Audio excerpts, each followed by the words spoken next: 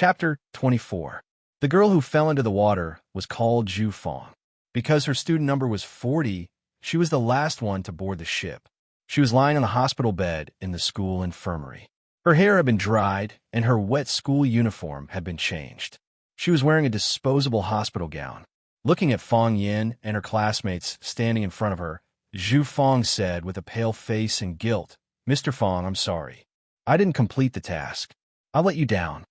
Originally, she was full of confidence and wanted to give everyone a perfect ending, but because of her carelessness, these two classes became a farce. Her heart was very uncomfortable. She felt sorry for everyone standing in front of her. "You didn't let me down," Fong Yin said with a smile. "You did a good job." He boarded the boat courageously and recited the poem passionately.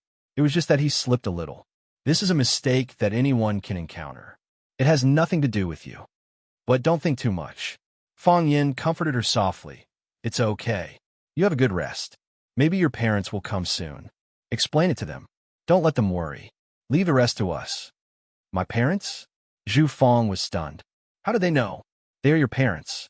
They have the right to know everything about you." Fong Yin said with a smile. The reason why Zhu Fong's parents could come so quickly was naturally because some people with ulterior motives tipped them off. Their daughter fell into the water at school. The parents' emotions could be imagined. However, Fong Yin didn't think there was anything wrong with what he did. Which parent didn't care about their child? Putting oneself in their shoes was the heart of Buddha. If he had a child, he also wanted to know every little bit of the child's learning. If it was his opponent who made a mistake, he would do the same. Zhu Fong got up from the bed and looked firmly at Fong Yin, saying, "Mr. Fong, don't worry. I will explain it to my parents. I accidentally fell into the water. It has nothing to do with you." Fong Yin shook his head and said, "It has something to do with me. I should have done my job more thoroughly and carefully to ensure your safety. Don't worry, this kind of situation won't happen again." "Thank you, Mr. Fong," Zhu Fong said gratefully. Fong Yin turned to look at the students of Class 9 and said, "Go back to class quickly. Don't let the teacher wait too long. Also, after today's recitation, you should have a deep interest in the poem Farewell to Cambridge Again, right? Go back and find more famous experts to interpret it, as well as Su Jima's mood and state of mind when he wrote this poem. That way, you will have a more comprehensive and systematic understanding of this poem. Consider this my homework for you. I can also tell you frankly that I won't check it." Huang Haoren walked over to Fong Yin and said, "Mr. Fong, are you all right?" Fong Yin patted him on the shoulder and said with a smile, "What could happen to me?" "Exactly. What could happen to Mr. Fong?" Zheng Guodong squeezed out from behind the crowd and said with a face full of joy, "The most serious thing is to be expelled from school. What's the big deal? Isn't it, Mr. Fong?" "Exactly. Mr. Fong is such a talented person. Where can't he find a job to support his family? If he leaves Vermilion Bird, he might even be able to find a school to be a teacher in." Liang added insult to injury. "Mr. Fong, don't worry. We will miss you." Chen Tao's face almost cramped from laughing. This guy was too funny. He originally wanted to attract attention by sensationalism, but he didn't expect to lose his reputation and be expelled from school. "Zheng Guodong, you've gone too far," Huang Haoren said angrily. "Exactly. How can you talk to Mr. Fong like this?" Zhu Fong accused. "Old Zheng, don't go too far. Mr. Fong is quite a good person." Zhao Lei and Zheng Guodong's friends didn't stand on their side. "What? You can't stand it anymore?" Zheng Guodong sneered. "If you can't stand it, find a way to make him stay." "Exactly. A bunch of mouth cannons," Liang shouted. He had already received the news that Fong Yin would leave this time. Fong Yin stared coldly at Zheng Guodong and said, "You think you've won by driving me away? What do you think?" Zheng Guodong said with a smile, "Don't tell me you've won. You've already lost. Haven't you noticed yet? How do we lose? Without a good teacher like me, it will be the biggest regret of your life. Although you're not willing to admit it now, haha, it's really funny. What's so funny about laughing? Let's fight according to the rules of Jianghu." Fong Yin looked at him with a smile. Zheng Guodong couldn't laugh anymore. Liang and Chen Tao couldn't help but take a step back. They were scared by Fong Yin. You see, I'm not wrong, right? Fong Yin said. If I were your teacher, with your IQ, it would be difficult for me to let you receive any knowledge education, but, more or less, it would give you some courage, teacher Fong Yin. Fong Yin. Zheng Jing's shout came from outside. Fong Yin walked to the door and asked with a smile, Director Zheng, you're looking for me? Zheng Jing looked at Fong Yin with a strange look and said coldly, Principal Liu is looking for you. Okay, I'll go now. Fong Yin nodded, but he had some doubts in his heart, although Zheng Jing looked down on him before. Because of Principal Liu Chaoga, he was more or less close to him. What happened today? Was his chrysanthemum raped or extorted to spend money? When Fong Yin and Zheng Jing walked away, Zheng Guodong said coldly to the students of the 9th class, Don't blame me for not telling you in advance. It's better to stay away from that bastard. He has been expelled from the school, and I still want to get along with you all day long. If you anger me, you'll have to bear the consequences. Don't tell me the answer. Let me guess first. Fong Yin walked around the corner, looking like he was thinking hard. Is this 100 birds looking up to the phoenix? No, it doesn't look like it. There aren't as many kinds of flowers. This is called a sky full of stars. Also not. Although there are stars in the sky, the number is not enough to describe it as a sky full of stars. Yes, I remember. This is a pig dish. All kinds of seasonings are added in, and the taste is very delicious. Is it a pig dish? Liu Xiaoga even had the thought of dying. You pig idiot. No wonder everyone wants to kick you out of the school. Why didn't I raise my hand when voting just now? You call my colorful beauty a pig butchering dish? You're the pig dish. Wrong? Fong Yin asked carefully. Teacher Fong Yin, come and sit here, Liu Xiaoga said expressionlessly. Okay, Fong Yin answered. Principal Liu, don't be so polite to me. Just call me Xiao Fong. Xiao Fong, it's kind and intimate. Fong Yin was very satisfied with this title. Xiao Fong. I'll call you Fong Yin. Liu Xiaoga really couldn't call him that. Is that girl okay? She's fine. She was just accidentally startled. Are you all right? I'm fine, Fong Yin said. Isn't she sitting in front of you in one piece? You are fired, Liu Xiaoga said. Fong Yin was shocked and asked anxiously, Are you still giving me my salary for these 2 days? Shouldn't you care more about your students? Liu Xiaoga raised her eyebrows and reminded him. I care about them very much, Fong Yin said. Is my salary paid by the month or by the day? According to the labor law, you have to compensate me for 3 months' salary when you fire me, right? Otherwise, I will sue you for illegal labor treatment. Liu Xiaoga felt it was really difficult to communicate with him. The issue we are discussing is very important. Principal Liu, you can't keep silent at this time. Fong Yin urged. You will make me have a bad guess. I don't know if they will give you 2 days' salary or not. I don't know if they will give you 3 months' salary. Liu Xiaoga tried to make her eyes look directly at Fong Yin's face that made people want to punch him and said, I quit. Fong Yin was quiet. After a long time, he asked, Is it because of me? Yes. Also not. It's not easy to do things in China. Fong Yin smiled. Liu Xiaoga frowned and said, What else did Zheng Jing say to you? Fong Yin pointed to the bookcase behind Liu Xiaoga and said, It's all in English and French, which proves that your English and French are very good. People like this usually have a background of studying abroad. In addition, I saw your resume on the school's official website. You are the education queen of American high school, but when you come back to China, you hit walls everywhere. It must be a very bad feeling, isn't it? You understand everything. I don't understand what I shouldn't understand, Fong Yin said. That's right. Liu Xiaoga decided to let go of her modesty and have a good talk with Fong Yin.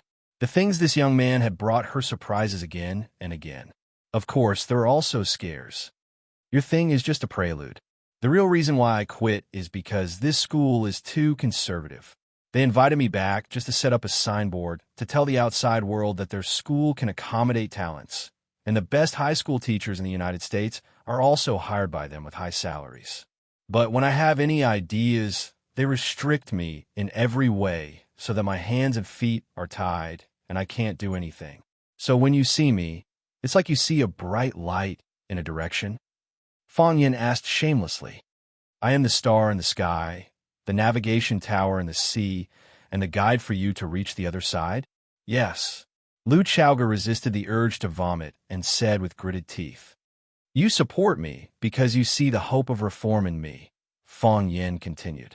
You want me to help you charge and break through the enemy lines, to tear open holes in their solid camps and rigid minds. In fact, we're the same kind of people. No, you're my people. Lu Chaoga corrected Fong Yin's statement. Fong Yin thought about it and said warily, You won't ask me to provide bedtime service, right? I'm a man of principle. If the price is not fair enough, even if you're my boss, I will refuse. Chapter 25. Fong Yin. Lu Chaoga finally couldn't help but throw a magazine in front of her at him. I mean, you are working for me. You fight for me, and I provide security for you from behind so that you won't be attacked. Fong Yin grabbed the magazine in his hand and said, But you didn't protect me. I was killed. As compensation, I chose to die with you, Lu Chaoga said. Many people were thinking about what tacit understanding was. Tacit understanding was knowing each other's secrets without saying a word. Fong Yin knew Lu Chaoga's needs, so he trusted her to protect his back. Lu Chaoga also knew Fong Yin's character, so she stood up to protect him again and again. This time, the wind and rain were heavy, and she couldn't protect Fong Yin. Fong Yin was fired, and she also submitted her resignation. You're too emotional. Something happened. Fong Yin said with a smile. You can still continue to wait. Wait for a better person or a better opportunity. We Huaxia people are used to waiting, and we think that forbearance is the supreme virtue. Lu Chaoga shook her head. But time waits for no man. When the right person comes, when the right opportunity comes, maybe I won't have the ability and energy to do things anymore. I should do the best things at the best age, and rest well when I'm old. What's your plan? Fong Yin asked. Find another opportunity, Lu Chaoga said. Then can you help me ask about my salary before you leave? Fong Yin asked. When Jiang Qin returned home with her school bag, she saw Fong Yin squatting by the courtyard washing clothes. She tiptoed over and suddenly shouted behind Fong Yin, Just when she was about to give Fong Yin a big scare, Fong Yin suddenly turned around and hit her on the head. Jiang Qin covered his forehead, which was hurt by Fong Yin's knock, and said angrily, Hey, how can you do this? How could you do that? Fong Yin asked, What happened to me? You want to scare me from behind. But I didn't scare you. You even hit me. That's because I'm vigilant. Humph. Jiang Qin wrinkled his nose and asked, Hey, why did you come back so early? Because I don't have classes this afternoon. Even if there's no class, you have to wait until the students are out of school, right? Jiang Qin chuckled. You skipped work early? It's not that I'm bragging. Fong Yin picked up the clothes in his hand from the bucket, unscrewed the water, and hung them on the clothes hanger. Because of my excellent teaching quality, the school's leaders allowed me to get off work early. Really? If you don't believe me, you could go to Rosefinch Secondary and ask around, Fong Yin said proudly. Who doesn't know that I, Fong Yin, am the number one person? Why don't I believe it at all? Jiang Qin shook his head and sighed. Fong Yin, call me Mr. Fong. Teacher Fong Yin, you have the face of a liar, don't you know? Really? Fong Yin looked at the mouth of the well. No. The facial features are quite good. Jiang Qin suddenly thought of something and said, Teacher Fong Yin, are you free tonight? Aren't I going to tutor you? Of course. Jiang Qin nodded. In name, it's tutoring in reality? Accompany me to a place, Jiang Qin said. Why? Fong Yin rolled his eyes and turned to leave. Tonight, a girl in our class is celebrating her birthday. She invited our classmates to a bar to play. There are a lot of beautiful girls there.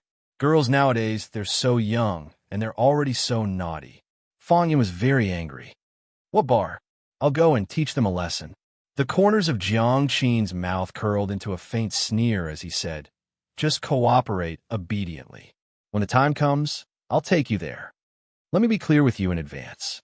Although they're your classmates, when I criticize and educate them, you can't stop me. As a teacher, I have my own principles and bottom line. You should check if you have underwear first.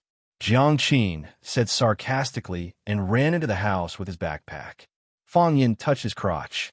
It was cold inside. Girls nowadays even know that the teacher doesn't wear underwear.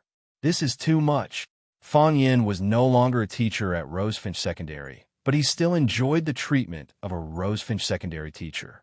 At least, it was like this at Sister Lee's house. In order to buy Fong Yin's heart and let Fong Yin tutor her daughter, Sister Lee made a more sumptuous meal tonight.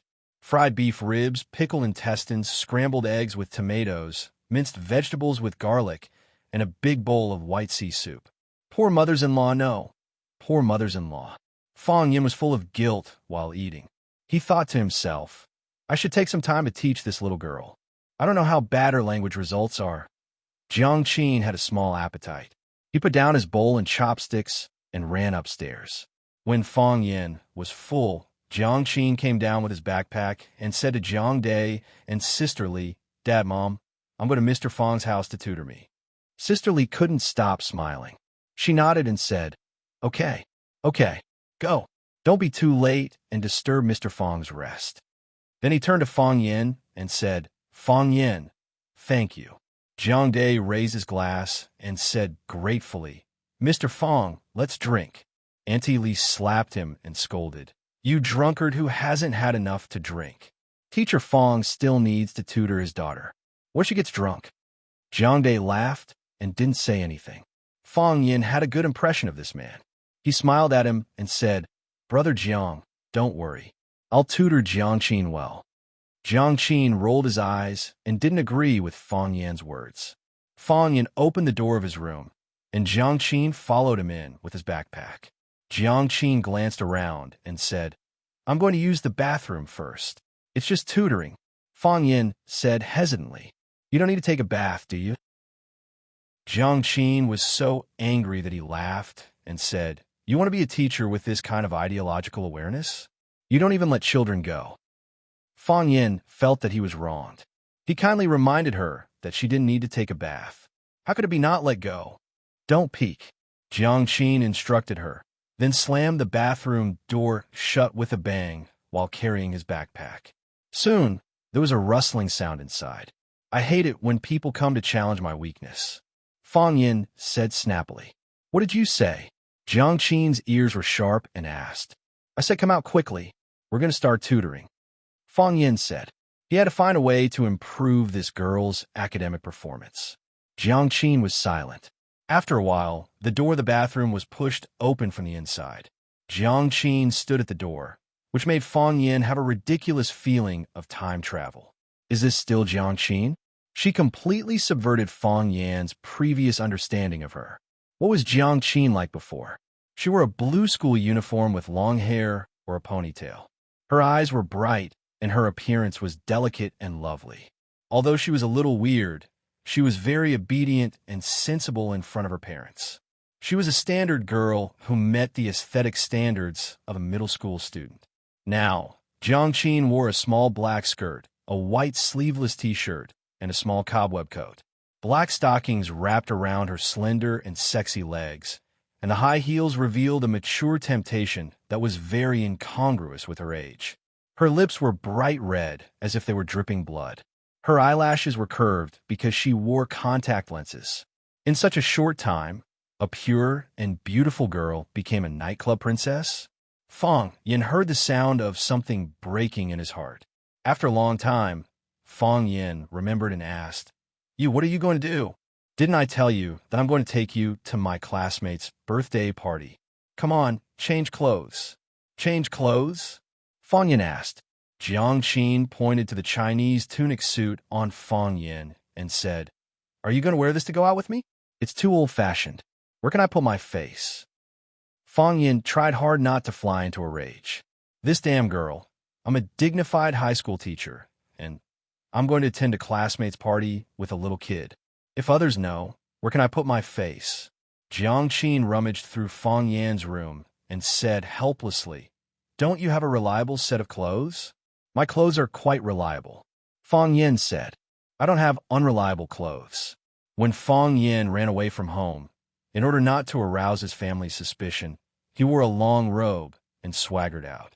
The boys and teachers of Rosefinch Secondary all wore buttonless Chinese tunic suits, which were specially purchased by him in order to be a teacher. Now, he only had these 2 sets of clothes, and he didn't even have time to buy a change of underwear. Forget it. Jiangqin was really disappointed with Fang Yin. This one, although it's old-fashioned, it doesn't look wretched. Fang Yin really wanted to cry. Her expectations of herself were so low that they were beyond tragic. Jiangqin. Fang Yin shouted. What? Jiangqin ran to the window and glanced outside. Keep your voice down. Don't let my parents hear you. I want to talk to you. Fang Yin said. In Jianghu, people who received a drop of water from others would definitely repay it with a spring. He had eaten 2 meals from Sister Li. How many drops of water was that equivalent to a drop of water? Therefore, he couldn't just watch Sister Li's daughter go astray. If you want to persuade me to study hard and make progress every day and not to go out in this kind of boring party in the middle of the night dressed so sexily, then please keep your mouth shut. Fang Yin could only shut up. She had said everything she wanted to say. Let's go. Jiangqin stepped forward and held Fang Yan's arm. Mr. Fang, the beauties are waiting anxiously. Fang Yan's eyes flashed, and he said fiercely, I'm going to teach them. Chapter 26. People like to pursue things they didn't have. For example, children like to wear adult shoes, and Jiangqin liked to wear lipstick and eyeliner to pretend to be mature and sexy. They knew that youth was their greatest asset. They just wanted to make some changes. This was a necessary stage in life. Therefore, Fang Yin didn't stop them. Instead, he chose to be obedient and accompany them. The taxi stopped in front of the bar. Fang Yin turned to look at Jiangqin and said, You promised me. After tonight, you will accept my tutoring and study hard to improve your language results. I know, Mr. Fang, Jiangqin said sweetly. The taxi driver was shocked. He peeked at the 2 of them in the rearview mirror and wondered what kind of relationship they had. A male teacher bringing a female student to a bar. Wasn't this world too messy? Fang Yin took out his wallet to pay the fare. When the taxi driver gave him change, he asked with a smile, Which school are you a teacher at? Number 1 middle school. Fang Yin answered casually. Sigh, this school is good. The taxi driver sighed and sped away. He had already made up his mind that he would never let his son apply for number 1 middle school. Pirate Bar. It was said that it was the favorite bar of Huaching students. It was obviously not the first time Jiangqin came to such a place. He led Fang Yin in with ease. They're in a private room. Let's go over. The bar was too noisy. Jiangqin leaned forward and whispered into Fang Yan's ear. Fang Yin nodded and looked around. This bar catered to the students' preferences. There were private rooms for friends to meet and dance to their heart's content. In addition, it wasn't expensive, so the students didn't feel pressured. Most of the people around were young. Although they had changed or put on makeup, Fang Yin could still tell that they were students from their eyes and movements. There were also some unscrupulous men mixed in. Obviously, they wanted to take advantage of these young female students. Fang Yan's heart twitched as he watched. Why did these men have no bottom line? Let's go. Jiangqin noticed that Fang Yan's gaze had been lingering on the girls who were wearing revealing clothes. He retreated and pinched Fang Yan's arm in an unfriendly manner. Be gentle. Fang Yin frowned. Put on your clothes properly. Your shoulders are showing. Tisk, Jiangqin sneered. Which woman doesn't show some skin when she goes to a bar? He would be embarrassed to greet people if he didn't show his skin. Jiangqin dragged Fang Yin and pushed open the door of a private room with familiarity. Then, all the men and women inside exclaimed, Big sis is here. Sister Qin, you're late. You have to drink as punishment. Yo, our beautiful campus belle even brought a handsome guy. Known Pa, you guys are going to be disappointed. Beautiful campus belle. Fang Yin glanced at Jiangqin, who was standing beside him, and thought that this girl was very popular at school. But what was going on with Big Sister? Could it be that Jiangqin was the oldest among this group of students? It didn't look like it. This is Fang Yin. Jiangqin held Fang Yan's arm and introduced him to the surrounding students. My uncle. My uncle? Fang Yan's face darkened. I'm not an uncle, okay? What made him even angrier was that, under the influence of Korean dramas, the word uncle had a meaning that made people's imagination run wild. She introduced him as her uncle. Did she want others to misunderstand that they were boyfriend and girlfriend? Fang Yin felt that he had been deceived. Previously, he only said that he would accompany her to a place, but he didn't mention the issue of role-playing. Jiang Qin is my niece, Fang Yin explained. He wouldn't be fooled. The dozens of male and female students in the private room were stunned for a moment, and then they roared with laughter. Qin, your uncle is so humorous. Yes, he's also handsome. And he's wearing a Chinese tunic suit. I like mature men. It's not like that. Fang Yin was about to cry. His explanation made the little girls believe that he was Jiang Qin's boyfriend. However, he really wasn't. He was a tutor, a teacher. Jiang Qin looked at the beautiful girl standing in the middle of the crowd, wearing a white princess dress and a silver crown on her head, and said, Yuan Lin, happy birthday. As she spoke, she handed over a gift box wrapped in beautiful wrapping paper as a birthday gift. This was prepared in advance, and Fang Yin didn't know about it. Thank you, Qin. Yuan Lin took the gift box, but her eyes stared at Jiang Qin's face without blinking, and said with a smile, Qin, you're ahead of us. I thought you didn't fall in love in middle school. Feelings are the most difficult thing to guess. Jiang Qin smiled sweetly. In the past, I also thought I wouldn't fall in love with someone.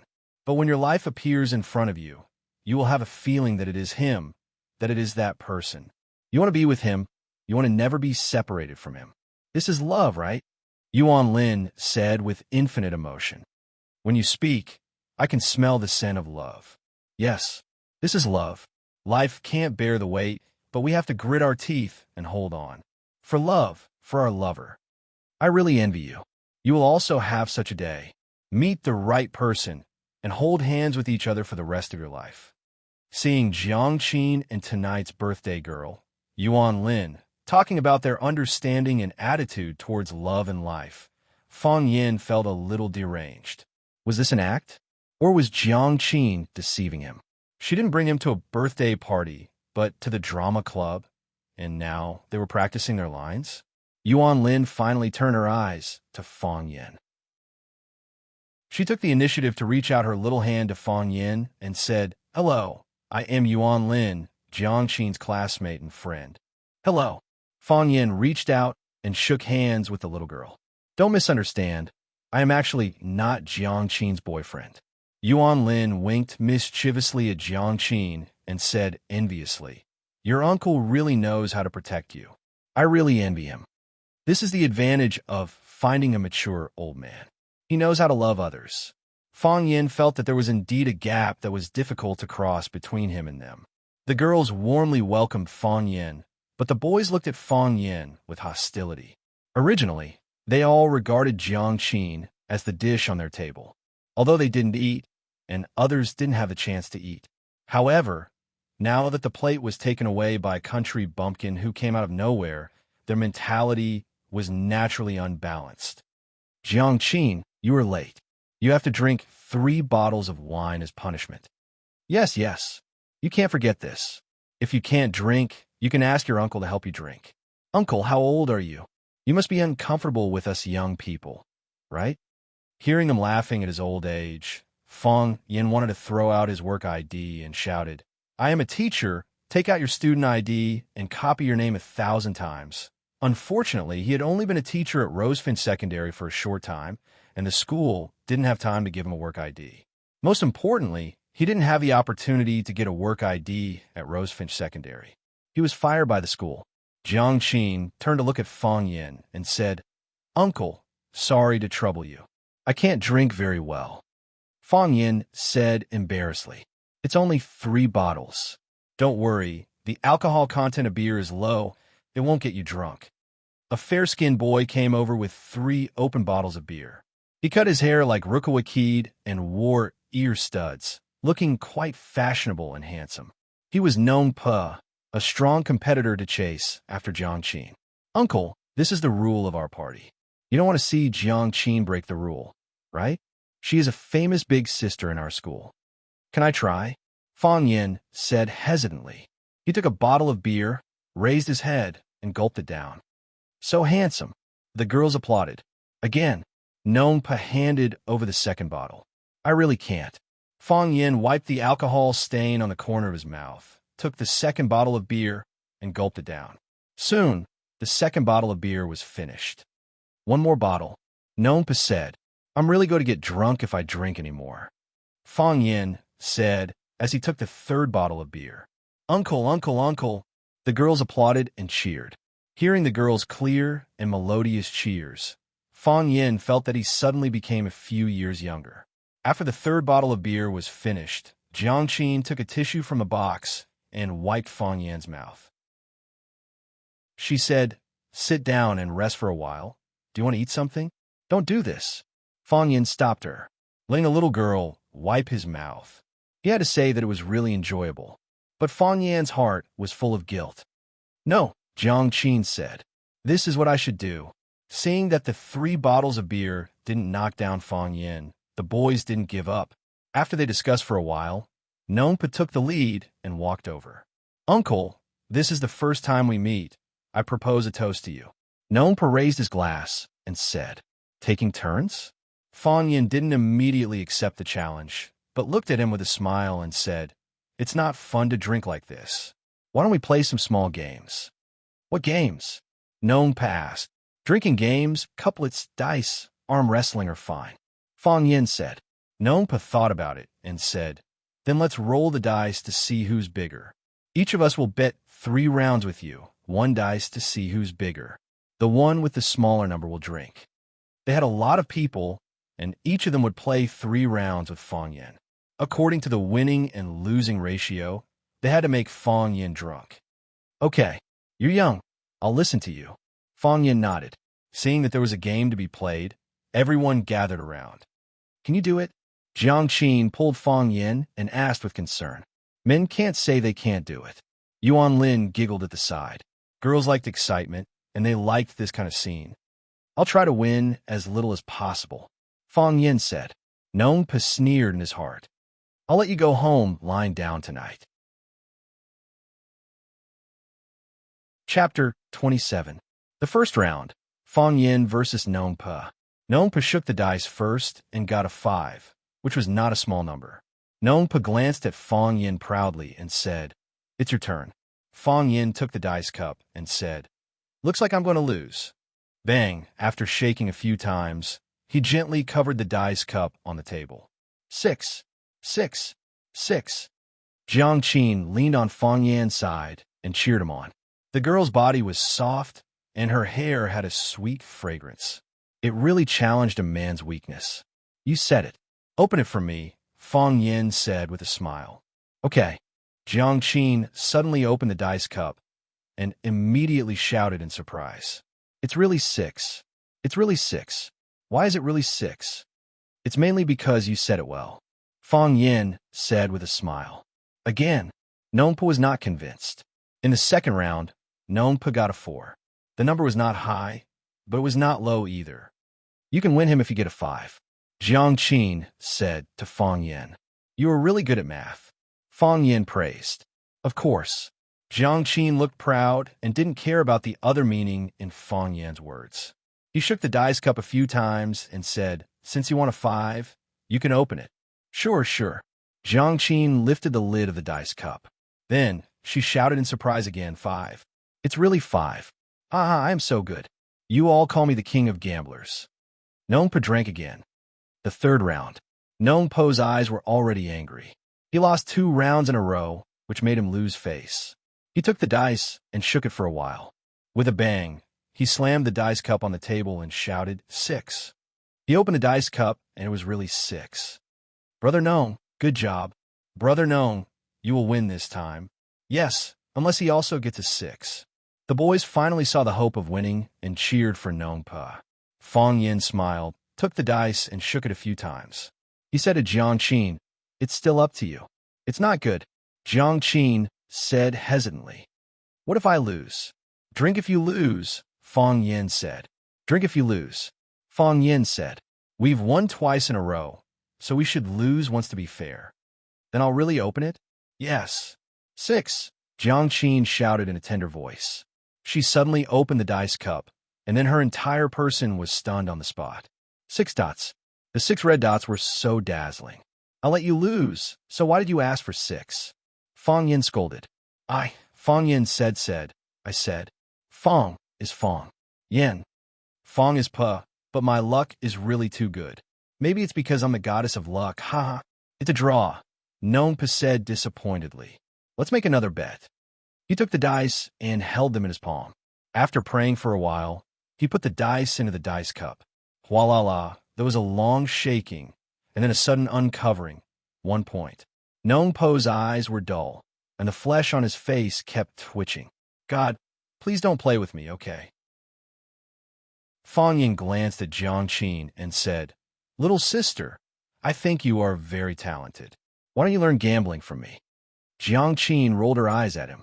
Her tender hands took the dice cup and gently shook it a few times. When it was uncovered, there were 2 dots. It was just a little bigger than Nong Pa. Fong Yin looked at Jiang Qin earnestly and said, If you win, you win. But you only win a little. Don't you know how insulting it is? One must be honest. Didn't the teachers in your school teach you? This was too much. I can't even stand it. Nong Pa had the urge to vomit 3 liters of blood. Another 2 boys went up to challenge Fong Yin, but none of them could win. Fong Yin didn't drink a glass of wine, but he made those boys drunk. Uncle, are you cheating? A boy stared at Fong Yin with dissatisfaction and said, Yes, how can you keep winning? Must be cheating. Fong Yin smiled and said, I'm willing to bet, and I'm willing to lose. If you think I'm cheating and find evidence of me cheating, I'll drink all the remaining wine in this room. No more dice, Nong Pa said. We don't play this much, so we're not as experienced as you. Arm wrestling, we want to arm wrestle with you. That's not good, right? Fong Yin said. What? Are you afraid? Nong Pa said mockingly. You're older than us, and you've eaten more than us. You have a big advantage. That's what I mean. My advantage is so obvious. It's not good to bully you, right? Fong Yin turned to look at Jiang Qin and asked, Then I'll try with them? Beat them. Jiang Qin waved a small fist and said, I'll try my best. Fong Yin said, What's there to talk about? We're all classmates. For some reason, when they heard Fong Yin say the words, I'll try my best, many people at the scene felt their hearts jerk and felt a chill. Nong Pa carefully looked at Fong Yin's height, weight, and 3 measurements. He thought that not every boy on his side could be a match for Fong Yin. If everyone competed with him separately, it would be his side that suffered. Both sides will send one person to fight, and the loser will drink. Nong Pa proposed a condition that was beneficial to his side. Fong Yin smiled and said, That's not good, right?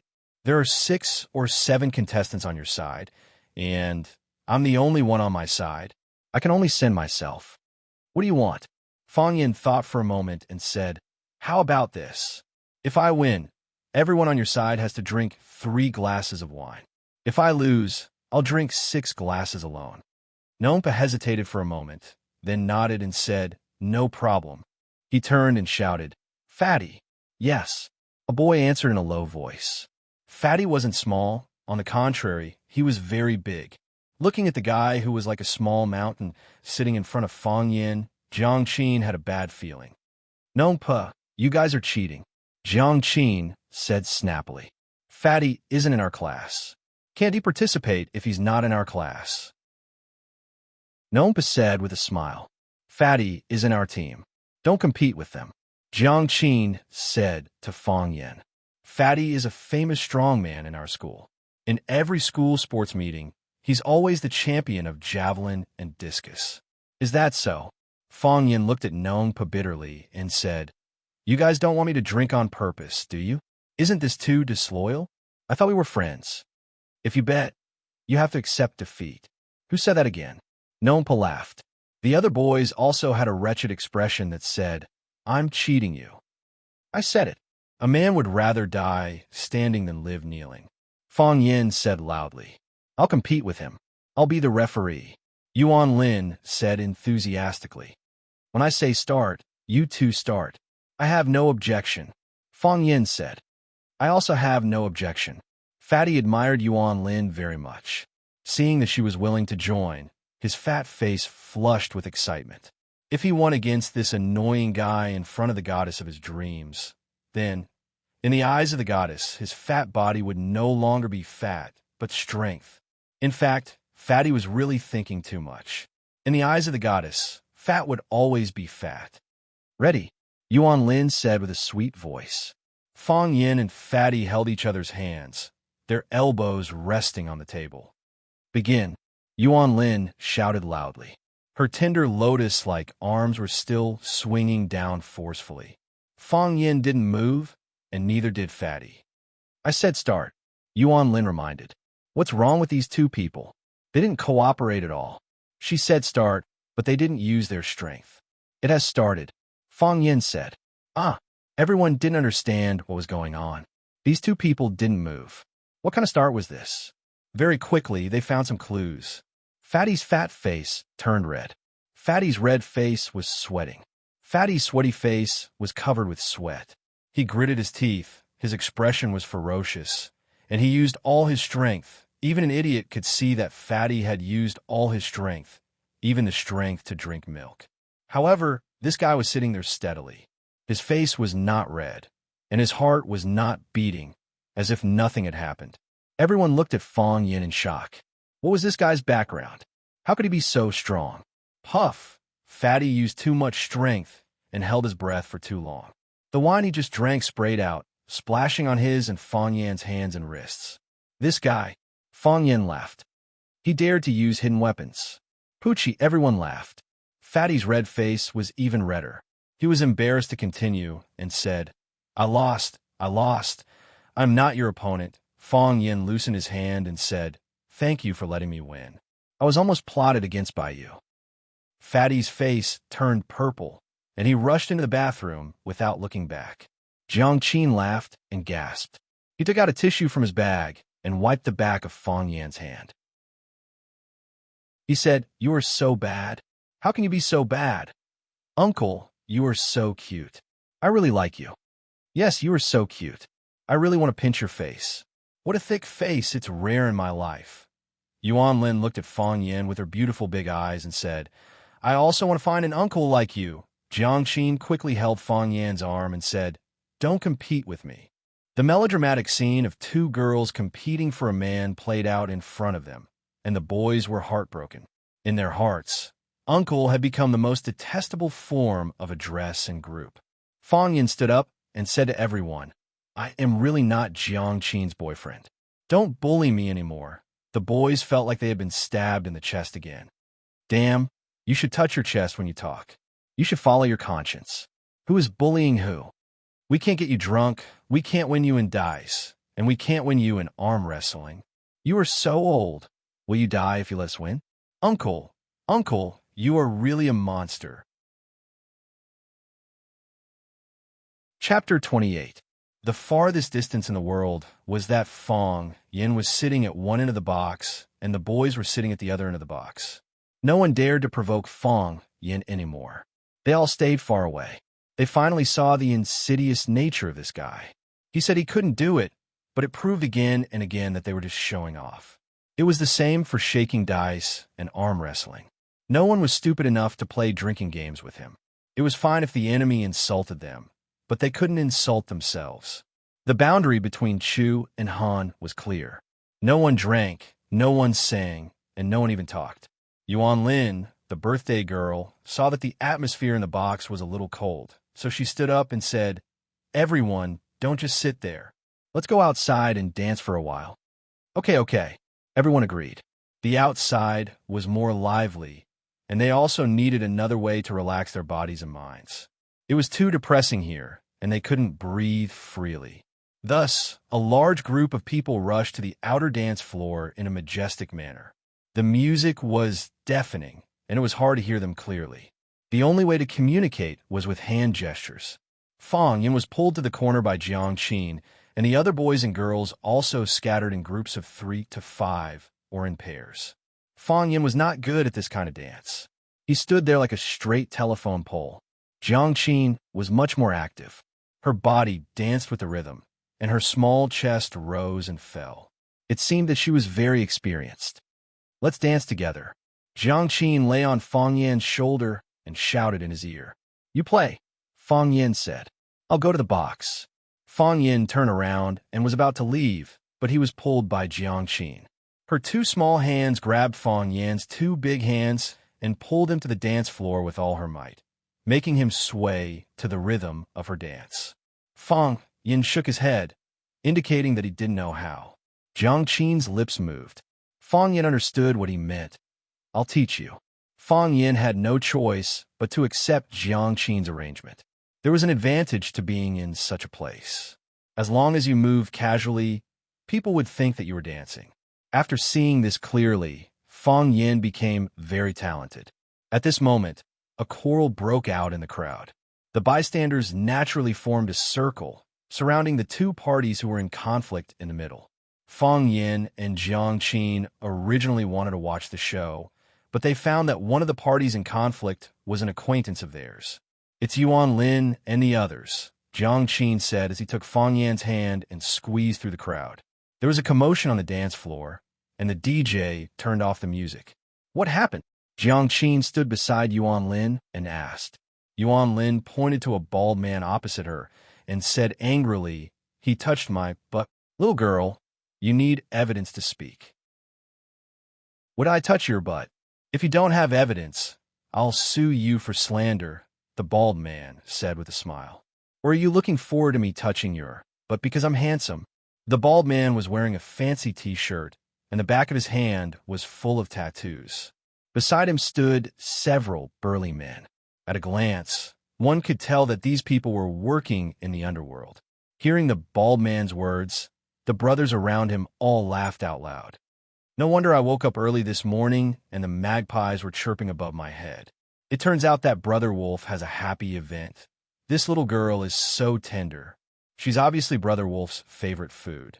No, it should be said that a strong man like Brother Wolf is a girl's dish. You hooligans." Yuan Lin's eyes were red as she pointed at the bald man and scolded him. The bald man laughed and turned around to say to his brothers, "Listen, I'm not wrong, am I? This girl is interested in me. She even investigated my profession.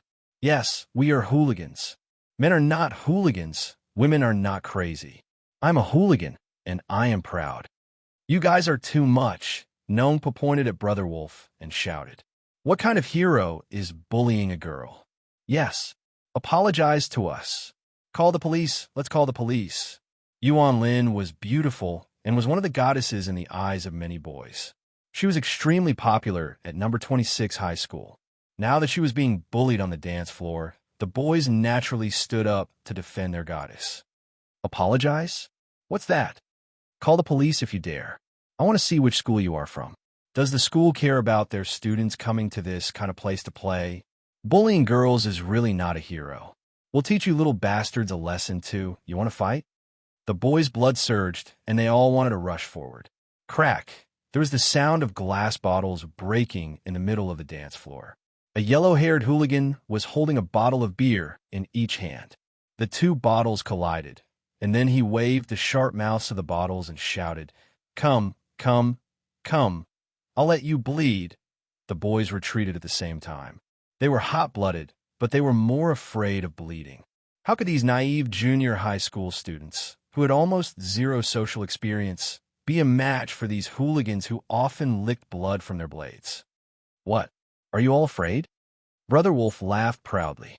"You little bastards, why don't you go out and ask around? Do you know who I am? How dare you challenge me?" The boys were furious, but they did not dare to go against him again. "Who was it that asked me to apologize?" Brother Wolf asked. No one answered. "Who told me to apologize?" Brother Wolf suddenly raised his voice and roared. "It's okay if you don't admit it. All of you, come over and kneel in front of me. Kneel in a row. Everyone kiss my leather shoes and say to me, 'Brother Wolf, I'm sorry, I was wrong.'" The students looked at each other with ferocious expressions and bloodshot eyes. "Come here," the yellow-haired boy shouted with a beer bottle in his hand. "Are you deaf? Didn't you hear Brother Wolf's words?" "We won't do that," Nongpa said through gritted teeth. Although he was afraid, he knew that if he did that, it would become a lifelong shame for them. They would never be able to get rid of the bad name of kneelers. "Yes, we will never apologize." If you have the ability, you kill us, yell. You have guts. The yellow-haired boy walked toward them with a beer bottle and a dagger. It seems that you won't shed a tear until you see the coffin. I'll show you what I'm made of first. Ah, the girls screamed. Some of them wanted to run, but they were surrounded by people and could not escape even if they wanted to. I told you to apologize. Fong Yin stepped forward and stood in front of the yellow-haired boy. What did you say? The yellow-haired boy asked. I said, I told you to apologize. Fong Yin repeated. Harassing underage female students is a crime. Apologizing is too easy for you. Fong Yin. Jiang Qin tugged at Fong Yan's clothes from behind, reminding him not to be rash. Io. Someone stood up to save the damsel in distress. Respect. Respect. However, do you know that what you're doing is courting death? Before the yellow-haired boy could say the word death, he had already grabbed the broken bottle and stabbed it toward Fong Yan's chest. Fong Yan stretched out his hand. He stretched out his hand lightly. His palm against the glass looked like he would definitely die. Fong Yan, Jiang Qin, stopped him loudly. Whoosh! It was as if everything in the world had suddenly stopped. The music stopped, the speed stopped, the gaze stopped, and even the breathing stopped. The bottle was still in the yellow-haired boy's hand, but the sharp half was clamped by two of Fong Yan's fingers. Crack! A crisp sound rang out. Fong Yan used a bit of force with his two fingers and broke off a piece of the glass, as if he was breaking a bread loaf. Crack! Another piece was broken. Crack! A third piece. Fong Yin patted the back of the yellow-haired boy's hand and said, Give me the rest. The yellow-haired boy's mouth opened wide, and his pupils dilated. He obediently let go of Fong Yin and let him take the weapon. Jiang Qin was also dumbfounded. Was this really the Fong Yin he knew? The Tai Chi expert who couldn't squeeze into the bus and was stepped on by a middle-aged woman? The Rosefinch secondary language teacher who was forced by her mother to tutor her? Nong Po and his friends were also dumbfounded. This guy, was he Zhang Nanhai's bodyguard? Was he a Superman hidden among the people? How could he be so powerful? The tears in Yuan Lin's eyes stopped. She looked at Fong Yin with sparkling golden stars in her eyes. This man was so handsome. Fong Yin held a handful of glass fragments in his hand, looked at the bald man, and said, Brother Wolf, right? There has to be a name. I asked you to apologize. Brother, are you from the underworld? Brother Wolf stared at Fong Yin and asked, Don't flatter yourself. Fong Yin felt insulted. I'm a teacher, and you're hooligans. How can we be on the same side? Teacher? Everyone's eyes were on Fong Yin's face. Was this man really a teacher? Personal teacher, Fong Yin explained to the audience, embarrassed. I've always been by the students' side to protect their safety. Otherwise, why do you think I came to the bar? No matter who you are with your skills, I'll forget about today's matter, Brother Wolf said. Brothers, let's go. With that, he turned around and left. For Brother Wolf, it was really a big shame today. He just wanted to eat a student girl, but he didn't expect to kick an iron plate. The students all breathed a sigh of relief. The matter was finally solved perfectly. Wait, Fong Yin shouted. This matter can't be paid back. Brother Wolf stopped, looked at Fong Yin fiercely, and asked, What do you mean? All of you, come here, kneel on the ground, kneel in a row. Everyone kiss their leather shoes or something else. Say, I'm sorry, I was wrong, Fong Yin said. Chapter 29. In many people's eyes, it was natural for a bad person to do evil. However, when a good person held a bad person to the standard of a bad person, everyone's eyes became strange. Hearing Fong Yan's words, many people showed a look of disbelief. Asking Brother Wolf to apologize? Is this guy crazy? Brother Wolf also thought that Fong Yin was crazy. He took out a cigarette from his pocket, and naturally, his men next to him came over to help him light it. Puffing out a few smoke bubbles, he squinted his eyes and looked at Fong Yin with his misty eyes. With a vicious expression, he said, Brat, are you serious? Really, you can't afford to play. I'm just playing with you, Fong Yin said with a smile. I'll ask you one last time. What are you doing? Don't let the flood break the temple of the Dragon King and fight among ourselves. Are you crazy? You were born to be a hooligan. Do you think that everyone in the world is a hooligan like you? I've said it before, I'm an honorable teacher. Fong Yin said angrily. Which school are you from? Oh, you want to threaten me? Fong Yin sneered. Do you think I'm scared? I'm Fong Huohua, a math teacher at number 1 middle school. Go ask around. There's no one in the school who doesn't know me. If you have the ability, come find me at number 1 middle school. I'll accompany you anytime. Write it down, Brother Wolf said to the men around him. Big brother, don't worry. We'll remember it. This kid won't have a good life in the future, one of the men said. They had decided to gather a group of brothers to visit Fong Huohua at number 1 middle school every day so that he wouldn't be able to teach in the school safely. If it didn't work, they would use their big brother to put some pressure on the principal of number 1 middle school to kick this teacher out of the school. When meeting a soldier, it was hard to reason with him. When a scholar met a hooligan, he could only blame it on his bad luck. I'll give you one more chance. Brother Wolf looked at Fong Yin and said, Say sorry, Brother Wolf, and I'll pretend that I didn't hear what you said just now. Let's call a night. What do you think? If I could say sorry to you, I wouldn't have asked you to stay when you were leaving just now. Fong Yin smiled. I'm a person who cares a lot about face, especially in front of my female students. Do as I say, kneel on the ground, kneel in a row. Everyone should kiss their shoes or something else and say, Big brother, I'm sorry, I was wrong. F***CK, do you want to die? The hooligans were in an uproar. They were used to being lawless and taking the initiative to bully others. Well, had they ever been bullied like this? Brothers, let's F***CK them up and let them bleed. Everyone, listen up. A teacher from number 1 middle school brought a female student to a bar. In the future, don't send your own children to be harmed by them. No matter how good his martial arts are, he's still afraid of a kitchen knife. Brother Wolf flicked the ash off his cigarette and looked at Fong Yin with a fake smile. He said, Do you think that you can show off in front of us just because you know a few moves? I see that you're also a good man, so I kindly advised you. Since you've acted tough, you should take advantage of the heat and go back to F***CK. Do you think we're afraid of you? Since you don't know how to appreciate kindness, then let's not talk anymore. Half a sentence is really too much, Fong Yin said. Fight was just one word. Fong Yin. Jiang Qin pulled Fong Yin's arm from behind, reminding him not to act rashly. These hooligans looked very fierce, and she was worried that Fong Yin would get into trouble. She was the one who brought Fong Yin out. If anything happened to Fong Yin, she would feel very bad. Do you have to apologize for doing something wrong? Fong Yin looked at Jiang Qin and asked gently.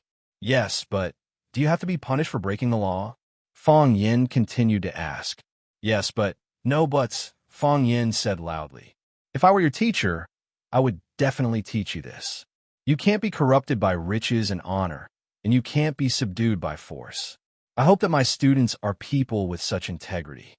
Jiang Qin's eyes were intoxicated, and the blood of Nong Pu and the others, which had just retreated, boiled again. Mr. Fong is right. Whoever does something wrong has to apologize. That's right. Why are you bullying us? We didn't do anything wrong. They harassed underage girls. Send them to jail. The students waved their fists and shouted loudly. If it weren't for Fong Yin standing at the front, they might have rushed up and fought with Brother Wolf and the others. Of course, the premise is, Fong Yin waved his hand to signal everyone to be quiet.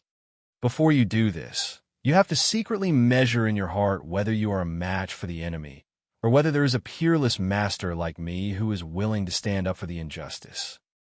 The shouting stopped abruptly. Everyone's faces were purple and red, and they stared at Fong Yin with shame and anger. The onlookers also condemned. This teacher is too deceptive. In the future, we must not let our sons, daughters, nephews, nieces, grandchildren go to number 1 middle school. It's okay to bully hooligans, but how can you bully your own students? Crack. Brother Wolf threw the cigarette, but in his hand on the ground, and stepped heavily on it with his leather shoes to crush the flame. He spat, looked at Fong Yin, and said, Well, I won't take advantage of you. Come on, let's practice first. What do you mean practice? Fong Yin asked. It's a casual fight. Whoever knocks the other down wins, Brother Wolf said. Whoosh! Fong Yin rushed in front of Brother Wolf, hooked his right wrist, and controlled Brother Wolf's thick neck in the palm of his hand. His body pressed against Brother Wolf's body as he retreated, and when Brother Wolf was not stable, he pulled him forward. Clang! Brother Wolf's big face slammed into Fong Yan's knee, which had already been raised, and it was a domineering knee strike. Bang! Brother Wolf's body lay limply on the ground, blood spurting from his nose, and he looked terrible. "Is that right?" Fong Yan asked. Brother Wolf could not answer, and the punks did not have the courage to answer. Jiangqin and her classmates did not know how to answer. 1 second, or even shorter. They did not see clearly what had happened. Why was Brother Wolf lying on the ground?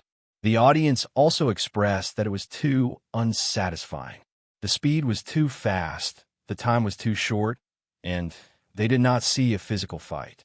They did not see a punch to the flesh. If it was not for free, they would have asked the organizers for a refund. Fong Yin stepped on Brother Wolf's chest and said to the punks, "You guys either sneak away or I won't make things difficult for you. If you want to take Brother Wolf away, then listen to me, kneel on the ground and say sorry." Thump! Blondie knelt on the ground, hugged Fong Yan's leather shoe, and kissed it, shouting, "Big brother, I'm sorry." "Wrong kiss," Fong Yin said. "Kissed the wrong person?" The blonde looked up at Fong Yin. Fong Yin pointed to Nong Pa and the others and said, "Kiss their shoes, every one of them." "Yes, big brother," Blondie replied. He thought to himself, this guy is really vicious. It's a pity he is not a hooligan. Brother Wolf only asked them to kiss his foot, but this bastard asked them to kiss everyone's feet. The other punks looked at each other and all knelt down. They wanted to run, but if they did, they would not be able to recognize Brother Wolf as their big brother in the future, and they would not be able to establish themselves in the underworld. "Big brother, I'm sorry, I was wrong. Big brother, I'm sorry, I was wrong." It was hard to apologize, but it was also very painful to be apologized to. Nong Pa and the others try not to look at the punks who were hugging and kissing their feet, but their bodies were trembling slightly. They felt as if they had understood something in their minds. They tried hard to think, but they could not find anything. After the punks completed the apology ceremony, Fong Yin lifted his foot from Brother Wolf's chest and said to Brother Wolf, "Remember clearly, I am Fong Yin from number 1 middle school. No, it's Fong Hua. Don't find the wrong person." He waved his hand impatiently at the punks and said, "Take him away." The punks rushed forward, picked up Brother Wolf, and ran outside quickly. They even forgot to say a threat like, "There's still time." The security guard in the bar came out and asked a few questions before he was sent away by Fong Yin. They bullied the weak and feared the strong. Fong Yin did not have a good impression of them at all. After this incident, no one was in the mood to play anymore. The girls went to the private room to get their bags and then left the bar under Fong Yan's lead. "Fong Yan, are you really a teacher? Number 1 middle school teacher Fong Hua? Is that your real name? You're so powerful. Do you know Kung Fu? Can you teach me?" The girls surrounded Fong Yin and asked all kinds of questions, but the boys looked at Fong Yin with evasive eyes. "Hey, what are you doing? I'm warning you. Stay away from my uncle. Otherwise, don't blame me for severing all ties with you. Zhao Xiaoman, get your filthy hands off me." Jiangqin was like a little hen, protecting Fong Yin and not letting those bad friends get close. Fong Yin looked at Nong Pa and said, "They will definitely take revenge. If you come out to play in the future, you must be careful." Nong Pa looked up at Fong Yin, gritted his teeth, and said firmly, "I won't come to this kind of place again." Fong Yin nodded. He knew that after what happened tonight, these children would be a lot more restrained. It was good for them to maintain a sense of fear for this society, because they had no experience and no ability to deal with such complicated and violent things. Yuan Lin walked up to Fong Yin and said gratefully, "Thank you, Fong Yin. If it weren't for you, this is what I should do," Fong Yin said with a smile. "It's my duty to protect the students." "Are you really a teacher at number 1 high school?" "No, that's what I said." Yuan Lin breathed a sigh of relief. "Fong Yin, can you give me your cell phone number?" "Hey, Yuan Lin, what do you want?" Jiangqin said angrily. "Why do you want his cell phone number? If there's anything, just contact me directly. Hey, don't force me to break up with you." Chapter 30. The weather in Huaqing in September was still very hot. Coming out of the air-conditioned bar, one's skin immediately had a layer of goosebumps upon contact with the outside air. Very quickly, the heat and sweat mixed together, forming a layer of invisible film. It was like a cocoon wrapped in silk, making people feel suffocated and stifled. Fong Yin preferred to stay at home at night like this, taking a cold shower and lying in bed with a book or standing in front of the window with a telescope. The moon decorates your window. You decorate other people's dreams. Look, poets have so much life experience. Fong Yin and Jiang Qin walked side by side on the road. Jiang Qin didn't speak, and neither did Fong Yin. Jiang Qin walked with her head down, kicking a small stone and rolling it forward. Fong Yin couldn't help but laugh. She really looked like a child. Of course, in Fong Yin's heart, she was indeed a child. What are you laughing at? Jiang Qin turned to look at Fong Yin, her bright eyes without any impurities. It was good to be young. Her eyes were as clear as a mirror. Nothing. Fong Yin shook her head. Don't you want to say something? Jiang Qin asked. Say what? What don't you want to ask? Ask what? Tell me. If you weren't here today, how would we deal with this? Jiang Qin asked. Leave. Even if it's a big grievance. Leave quickly, Fong Yin said. To save your dignity, it will only make you lose more dignity. Not willing to bear the loss will only make you lose more. How can you deal with it in such a straightforward and cool way? Jiang Qin asked. The greater a person's ability, the heavier the responsibility. I know, it's a line from Spider-Man. But it's not just about Spider-Man, but also Iron Man, Batman, Superman, Bill Gates, Steve Jobs, Obama. Fong Yin, you really are shameless. Jiang Qin curled his lips and said, This is a serious question. You shouldn't say something so frivolous, Fong Yin said. This will ruin the atmosphere of our conversation. It's also possible that after we talk tonight, you'll be enlightened and your life will be different from then on. In the future, when I successfully write my memoirs, I will write that it was a night so serious that even the air froze. What are you trying to say? Jiang Qin asked. Girls shouldn't go to bars, Fong Yin said.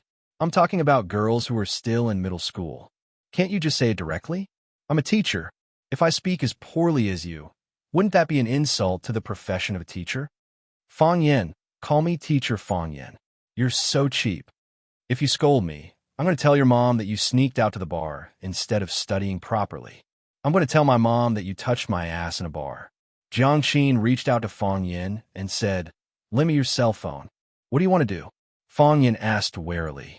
I want to call Yuan Lin. My cell phone is out of battery, Jiang Qin said. Fong Yin handed over his cell phone. Jiang Qin took the cell phone and tapped it quickly. What are you doing? Fong Yin asked. Jiang Qin threw Fong Yin's cell phone back and said proudly, I helped you delete Yuan Lin's number. Anyway, I know you don't like her. She saved my cell phone number. What if she takes the initiative to call?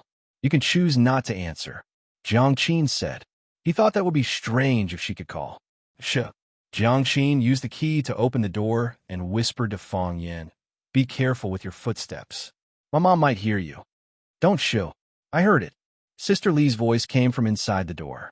Jiang Qin and Fong Yin looked at each other and helplessly opened the door to the courtyard. Mom, why aren't you sleeping? Jiang Qin stood at the door and greeted Sister Li with a smile. Can I sleep? Auntie Li said in a bad mood. She stared at Fong Yin with an unfriendly look and said to Jiang Qin, Where did he go? It's all Mr. Fong's fault. Jiang Qin suddenly turned against Fong Yin and said angrily, We were only halfway through the tutoring when his stomach started growling. He said he wanted to go out and find something to eat. He just came to Huaqing and was unfamiliar with this place. How could I let him go out alone? I brought him out to find something to eat. I wanted to let him eat alone, but when I saw that the food was delicious, I ate it too. Jiang Qin patted his flat stomach and said, I'm stuffed to death. I'm afraid I'll gain a few kilograms. I need to lose weight quickly. Mr. Fong didn't eat his fill tonight? Sister Li looked at Fong Yin and asked. Jiang Qin's move was effective. He immediately changed the topic. Before Fong Yin could answer, Jiang Qin already said, Mom, are you really stupid or are you pretending to be? Mr. Fong just moved to our house. How could he eat so much in our house? When we were eating supper just now, he said he had to eat 3 bowls of rice every meal. But he has already eaten 3 bowls. Sisterly said, "Ah, no, it's 4 bowls." Yes, Mr. Fong said he has 3 bowls at the very least. Usually, he has 4 to 5 bowls. He's afraid that you'll laugh at him, so he doesn't want to eat too much. Sisterly looked at Fong, Yin apologetically, and said, "Mr. Fong, aren't you being too polite? Didn't I say it before? We're all family. Why are you being so polite in our house? Don't do it next time. I'll make more food in the future and make sure you're full." Okay. Fong, Yin wanted to find a hole to hide in. This Jiang Qin, did she think he was a pig? Make more meat dishes. Mr. Fong said he likes meat. Jiang Qin said, "No problem." Sisterly laughed. "What's so difficult about it? Have you forgotten what our family does?" Jiang Qin yawned and said, "I'm full. I'm sleepy. I'm going back to sleep." "Hey, go to sleep. You still have class tomorrow." Sisterly said, "Good night, Mr. Fong." Jiang Qin said goodbye to Fong Yin with a wink. "Good night." Fong Yin waved his hand. Jiang Qin smiled and walked toward the inner room. "Wait!" Sisterly shouted. Jiang Qin was shocked. She turned around and complained, "Mom, what are you doing? Are you trying to scare me to death?" "Sweetheart, your clothes. You weren't wearing this before, right? This is it," Jiang Qin said firmly. "I went upstairs to take a shower and change. This is it. This is it." Sisterly patted her head and sighed. "Menopause. My memory is getting worse." Jiang Qin walked over and hugged Sisterly's arm. "How can my memory be bad? Why do you never forget to make breakfast for me in the morning? This silly child." Sisterly hugged her daughter lovingly and said with relief. Jiang Qin secretly stuck out her tongue at Fong Yin and went back to the room with Sisterly. "Why does it seem like an affair?" Fong Yin said, wiping the sweat on his forehead. When Huang Haoren returned home, his father, Huang Wenxiang, was sitting in the study, working. As the chief reporter of Xiao Metropolis Daily, Huang Wenxiang rarely went to the newspaper office. Most of the time, he was out reporting news and writing manuscripts at home. "Dad." Huang Haoren stood at the door of the study and gently knocked on the door. Huang Wenxiang looked up and saw his son. He adjusted his glasses and said with a smile, "Haoren is back." "Dad, I want to talk to you," Huang Haoren said.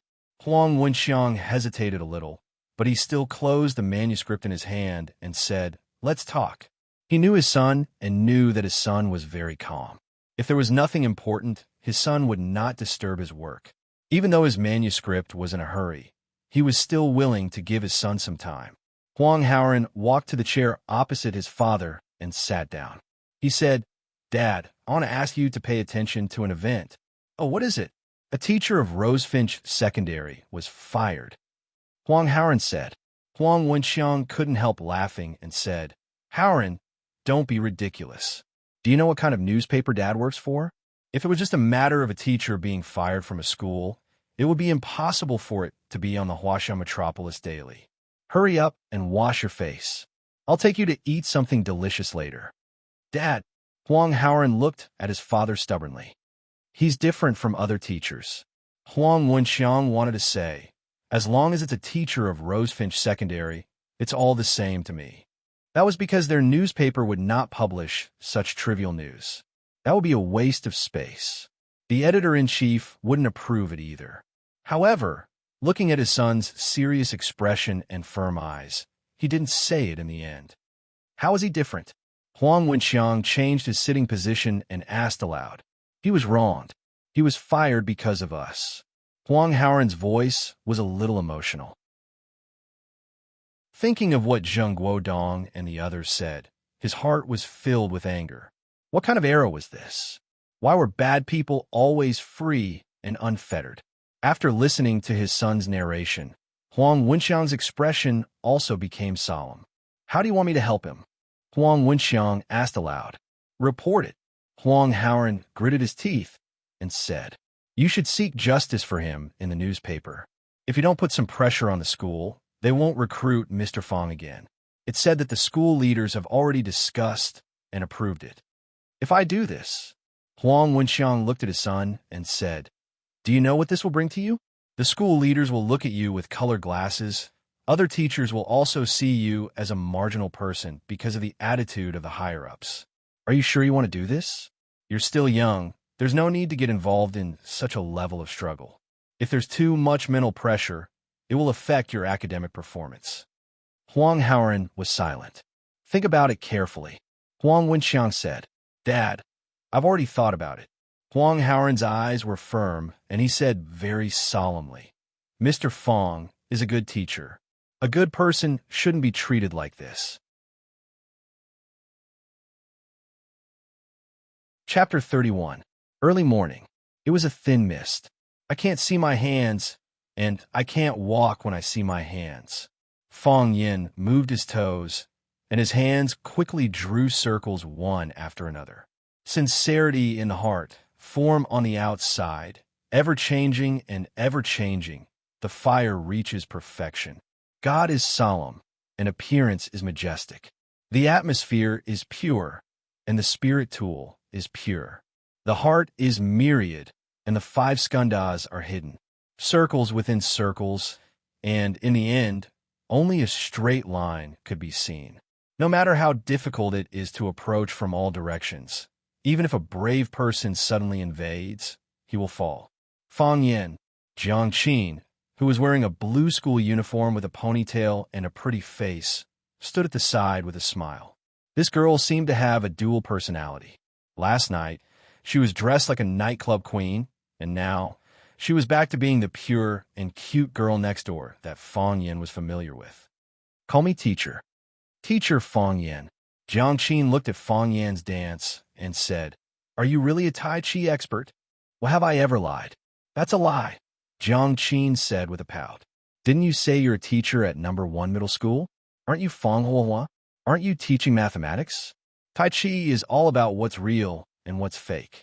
You can't let your opponents see your background clearly. Fong Yin said confidently. What are you doing here? To get my bag, Jiang Qin said. Last night, they said they were going to tutor at Fong Yan's place, but in fact, they sneaked out. On the cabinet in my room, Fong Yin stopped practicing and wiped his hand with a towel. Jiang Qin raised his wrist and waved it in front of Fong Yan's eyes and said, It's 7 o'clock. Aren't you going to school? School? Fong Yin was stunned for a moment and said with a smile, You go first. I still need to take a shower. Aren't you going to be late? I don't have class for the first 2 periods, Fong Yin said. He was too ashamed to tell others that he had been fired after only 2 days of work. In that case, Sister Li would definitely not cook delicious food for him anymore. Then I'll leave first. Bye. Jiang Qin waved at Fong Yin. Come back early tonight. To the bar again. Tutoring, Jiang Qin said, rolling his eyes. Do you think I'm an alcoholic? That's good, Fong Yin said with a smile. It seemed that last night's encounter had caused the lass to reflect on her actions. Outside, it was lively and bustling, but there were also demons and monsters hidden. To these children who had yet to reach adulthood, it was simply impossible to guard against. Watching Jiang Qin skipping away, Fong Yin also returned to his hut. When he came out of the bathroom, he saw 2 missed calls on his phone. One was the personal phone number of the office director, Zheng Jing, and the other was an unknown number. Fong Yin ignored the unknown number and directly dialed Zheng Jing's phone number. As soon as the phone was connected, he quickly hung up the phone. Soon, Fong Yin's cell phone rang. Director Zheng, I'm really sorry. Fong Yin apologized with a smile. I accidentally hung up the phone. I was about to call you. Fong Yin, come to the school. Principal Liu wants to see you, Zheng Jing said coldly. Wasn't I fired? Fong Yin asked. This is something that everyone knows. You don't have to repeat it again, Zheng Jing said. Fong Yin thought, this guy's mouth is really vicious, and his words are not gentle at all. Is he still a model teacher?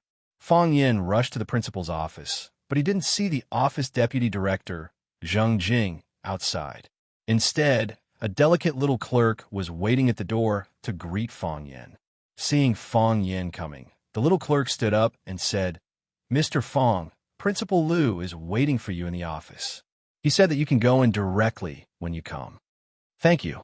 Fong Yin thanked the little clerk. You're welcome. The little clerk blushed and said with a smile. He thought, everyone says that this new teacher, Fong Yin, is a troublemaker, but he is actually quite handsome. He is also young, much younger than other teachers. Although his job is not very stable, he is still barely worthy of me. Fong Yin knocked on the door of Lu Chaoga's office. When he heard a "please come in" voice, he pushed the door and went in. Lu Chaoga stood by the window with her back facing Fong Yin. She was bending over and trimming a potted plant. Her figure was exquisite, and her buttocks were plump. Looking from the side, her chest was heavy, and it looked very majestic. She was wearing a delicate black uniform, which concealed some of the sexy air brought about by her explosive figure, but also added a lot of intellectual beauty to her. Seeing Lu Chaoga's clothes, Fong Yin thought of a small joke. A wife asked her husband, "Honey, which clothes do I look best in?" The husband replied, "Honey, you have to be good-looking first." Lu Chaoga was good-looking, so she looked good whether she were clothes or not.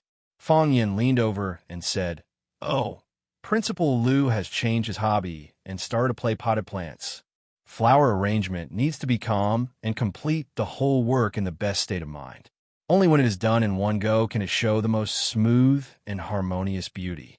Lu Chaoga did not reject talking about flower arrangement techniques with Fong Yin, because it was very difficult for her to meet a flower arrangement enthusiast, and the other party was also an expert. Potted plants are not so strict. If you can't finish it today, you can continue tomorrow. It's enough as long as you have a general model in your mind. In our country of Huaxia, there's a saying that the ass determines the mind. Because Principal Lu likes flower arrangement, he looks down on potted plants. In fact, potted plants are the same as flower arrangement. They both need to invest feelings. They also have vitality, and they can also show the artistic form or effect we want in the most perfect posture. Fong Yin said, 1 book, 2 paintings, 3 inserts for scissors, 5 craftsmen, each of which, when done to the extreme, is art. Lu Chaoga thought for a long time, nodded and said, "You are right, I am biased. Principal Lu is knowledgeable and has a wide range of hobbies, and he is so humble. I am far inferior to him." Fong Yin sincerely praised. "Hearing you say that, I don't feel happy at all," Lu Chaoga said. She put the scissors on the windowsill, took off the leather gloves on her hands, turned around, and walked to her desk. "Principal Lu, you asked me to come here to give me my salary, right? I knew it. Rosefinch Secondary is such a big and famous school. Why would it care about my few hundred yuan? Impossible. The salary will be paid on the 15th of next month," Lu Chaoga said. Fong Yin counted with his fingers and said awkwardly, "Sigh, I am running out of food." "What?" Lu Chaoga asked. "I said I am running out of money to eat." Fong Yin complained. "In order to make a living, I am tutoring people outside." Lu Chaoga looked at Fong Yin in surprise and said, "It doesn't look like it." She really couldn't imagine how a person like Fong Yin could not have money. "Do I need to lie to you about this kind of thing?" Fong Yin smiled bitterly. "Principal Lu, you don't know, it is hard to find a job nowadays, and the prices are expensive. Rent, water, and electricity all need money, right? Food, drink, and toilet also need money, right? Even if I asked someone to help me clean my shoes, it would cost 3 yuan. I bargained for 2 yuan, but they were not willing. In the end, it was 2.50 yuan. Which man doesn't want to show his extravagance in front of a beautiful woman? I also want to tell you that I drove my Bentley sports car here today instead of taking the bus. I also want to tell you that I ate French steak and foie gras last night. The foie gras was too old for me to swallow. I am a man, and you are a beautiful woman. Why didn't I do that? I have no money in my pocket, so it is a lie to tell you. Principal Lu, can you lend me some money?" Fong Yin looked at Lu Chaoga shyly and said, "When I get my salary, the first priority will be to pay you back." Lu Chaoga had an impulse to explode again. This guy, did he ever think of himself as a leader for a second? Seeing Lu Chaoga was silent, Fong Yin thought she was unwilling and said, "Principal Lu, you don't have to worry that I won't pay you back.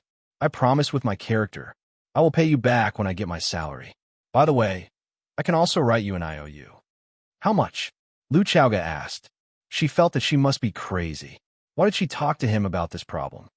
30 to 50,000. Fong Yin saw that Lu Chaoga's face was not right, so he quickly changed his words and said, 3 to 5,000 is also fine. Lu Chaoga took out her bag from the drawer and found her wallet from the bag. She took out a stack of money from the wallet and said, only this much. Fong Yin took the money and counted it. He said happily, 3,600 is quite a lot. Nowadays, only fools carry so much cash in their wallet. I will write you an IOU. No need. Lu Chaoga waved her hand. She really didn't want to talk about this anymore. She wanted to end the topic quickly. Just deduct it from your salary. Okay. Fong Yin nodded and put the money into his pocket with a smile. Principal Lu, then I will go back first. Go back where? Lu Chaoga asked. Is there anything else? Lu Chaoga looked up at Fong Yin and said, you have 2 classes today. Wasn't I expelled from the school? Fong Yin looked up at Lu Chaoga with surprise and asked happily, I wasn't expelled? No. You are not leaving? I am not leaving. Actually, you can leave. Fong Yin said. If Lu Chaoga left Rose Finch, she didn't have to return the money, she just borrowed. What? Lu Chaoga frowned. Don't misunderstand. Fong Yin explained. Principal Lu is different from me. I can't find a job in other places. Principal Lu, other schools are rushing to invite you to work. A talent like Principal Lu should naturally go where he can display his talent. Don't force yourself because of me, a small teacher.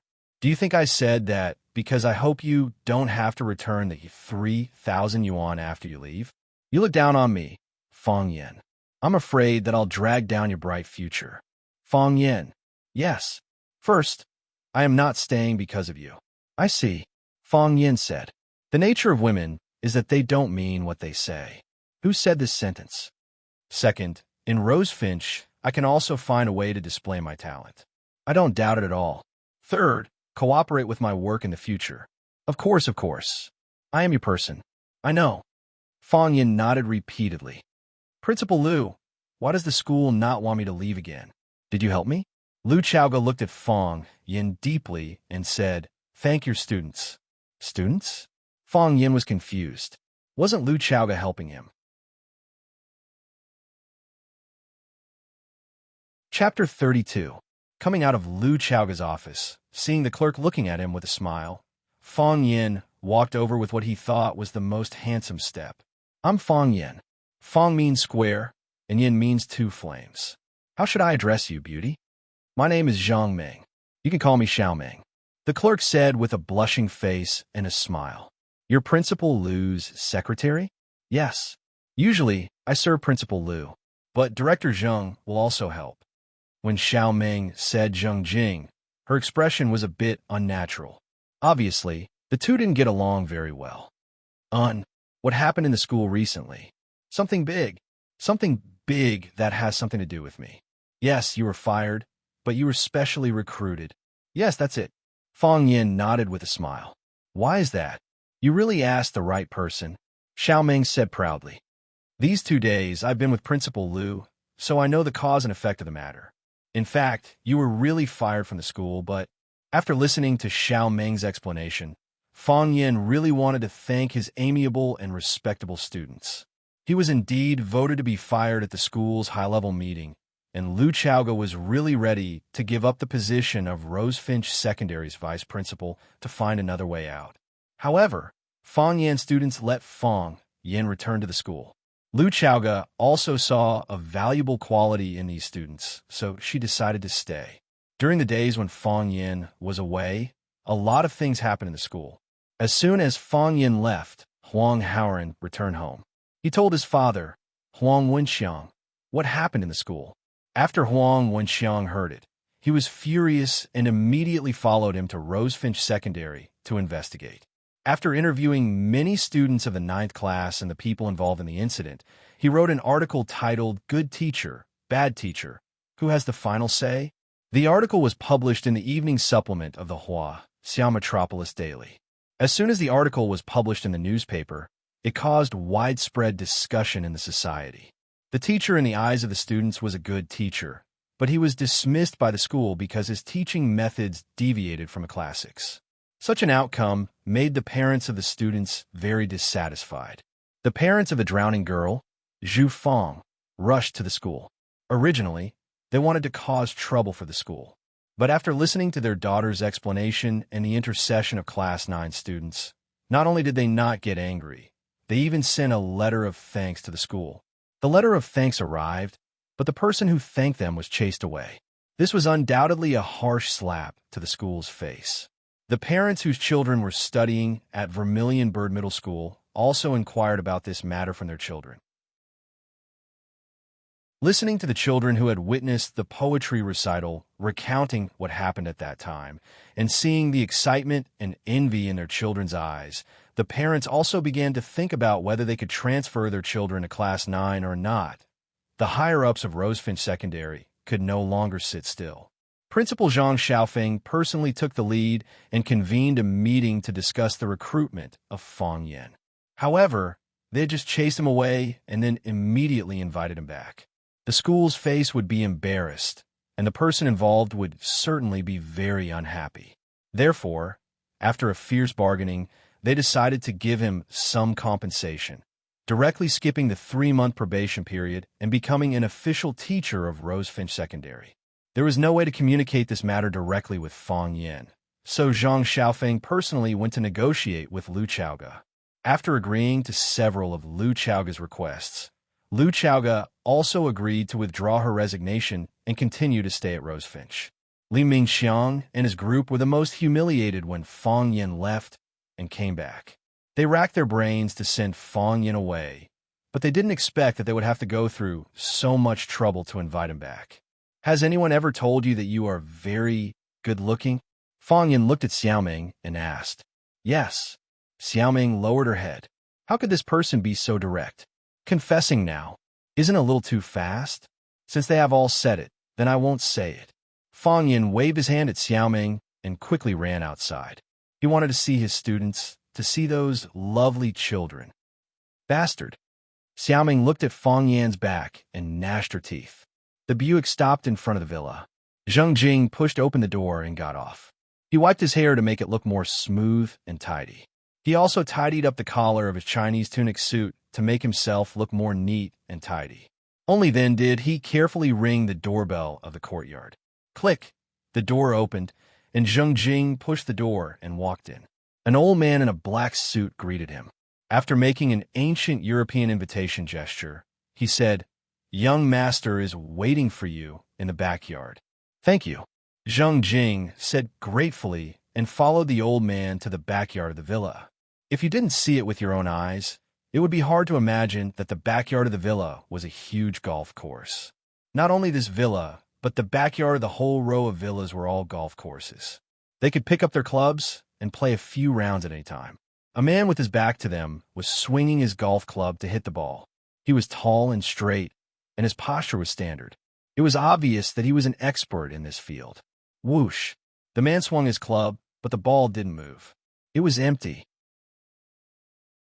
The man turned around and casually handed the club in his hand to the old man beside him.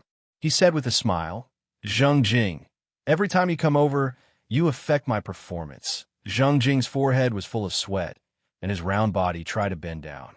He said in fear, "Young Master Jiang, it's my fault. It's my fault. I shouldn't have come at this time. I asked you to come at this time, but you didn't come at this time.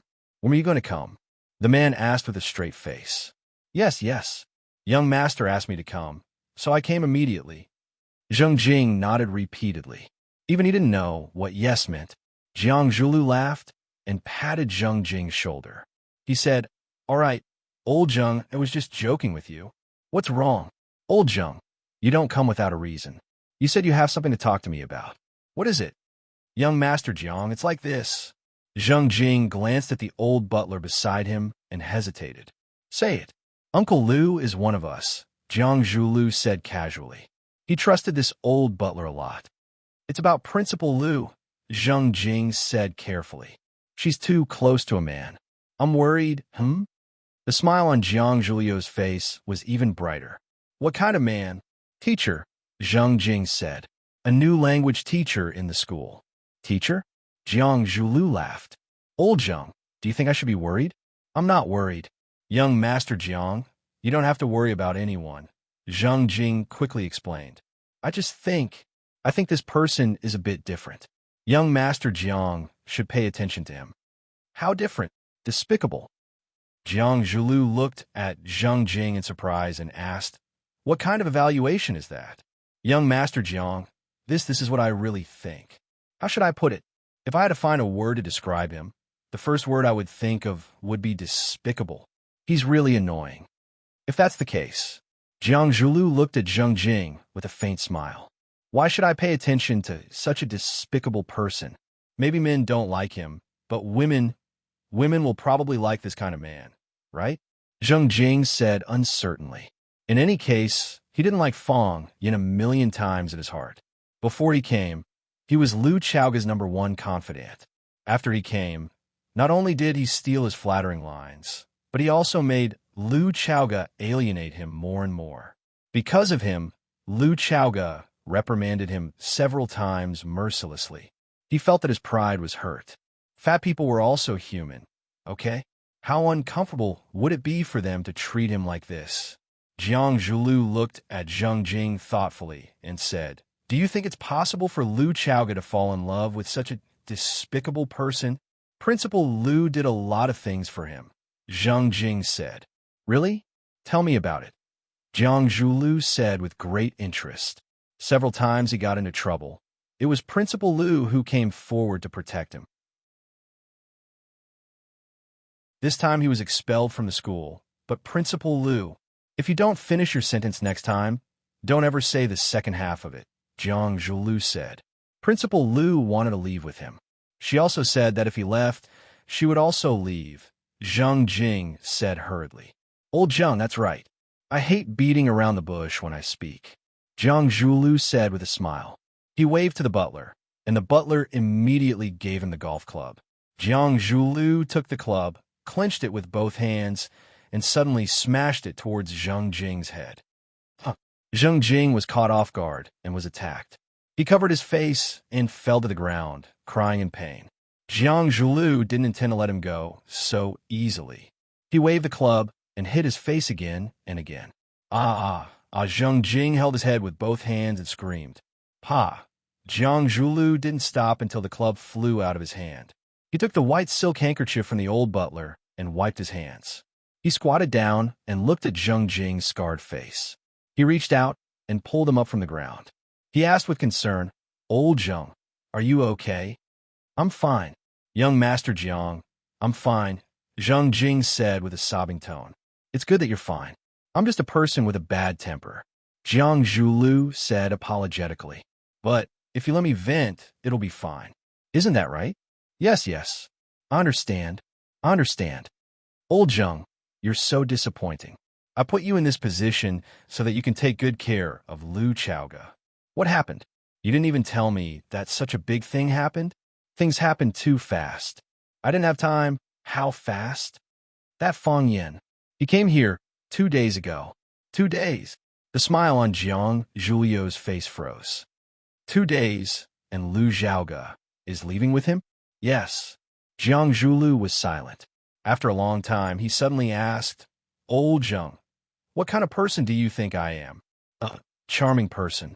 No, you're not telling the truth. Jiang Zhulu waved his hand. There was an inexplicable sense of ridicule on his handsome face. I'm a pervert. Am I right? Tell me, is this be *tch afraid of a pervert? He must be afraid. He must be, Zhang Jing said. That's good. Jiang Zhulu nodded in satisfaction. It seems I should have a good talk with him.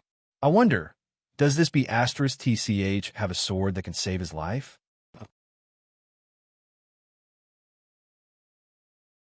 Chapter 33. Qingxin Tea House. Fong Yin personally boiled the water to make tea. He filled the cup in front of Huang Wenxiang with the teapot and said with a smile, The conditions here are too simple. If there's a chance in the future, I'll definitely make a cup of good tea to entertain the distinguished guests. What kind of distinguished guest am I? Huang Wenxiang said with a smile. He took a sip of the tea and said, You don't say. The tea brewed by Mr. Fong really tastes different. I saw that Mr. Fong's tea brewing technique is quite skilled and exquisite. Is Mr. Fong good at the tea ceremony? It's not really a tea ceremony. I'm influenced by the elders in my family and usually like to drink tea with them. After drinking a lot and seeing a lot, I more or less understand it. Fong Yin looked at Huang Haoran, who was sitting next to him and willing to be a supporting character, and said, "Haoran, do you like tea?" "Yes," Huang Haoran said. "But the students in the class all like to drink Coca-Cola. Maybe they'll like tea in the future too," Fong Yin said with a smile. "What do you have in mind?" Huang Wenxiang asked.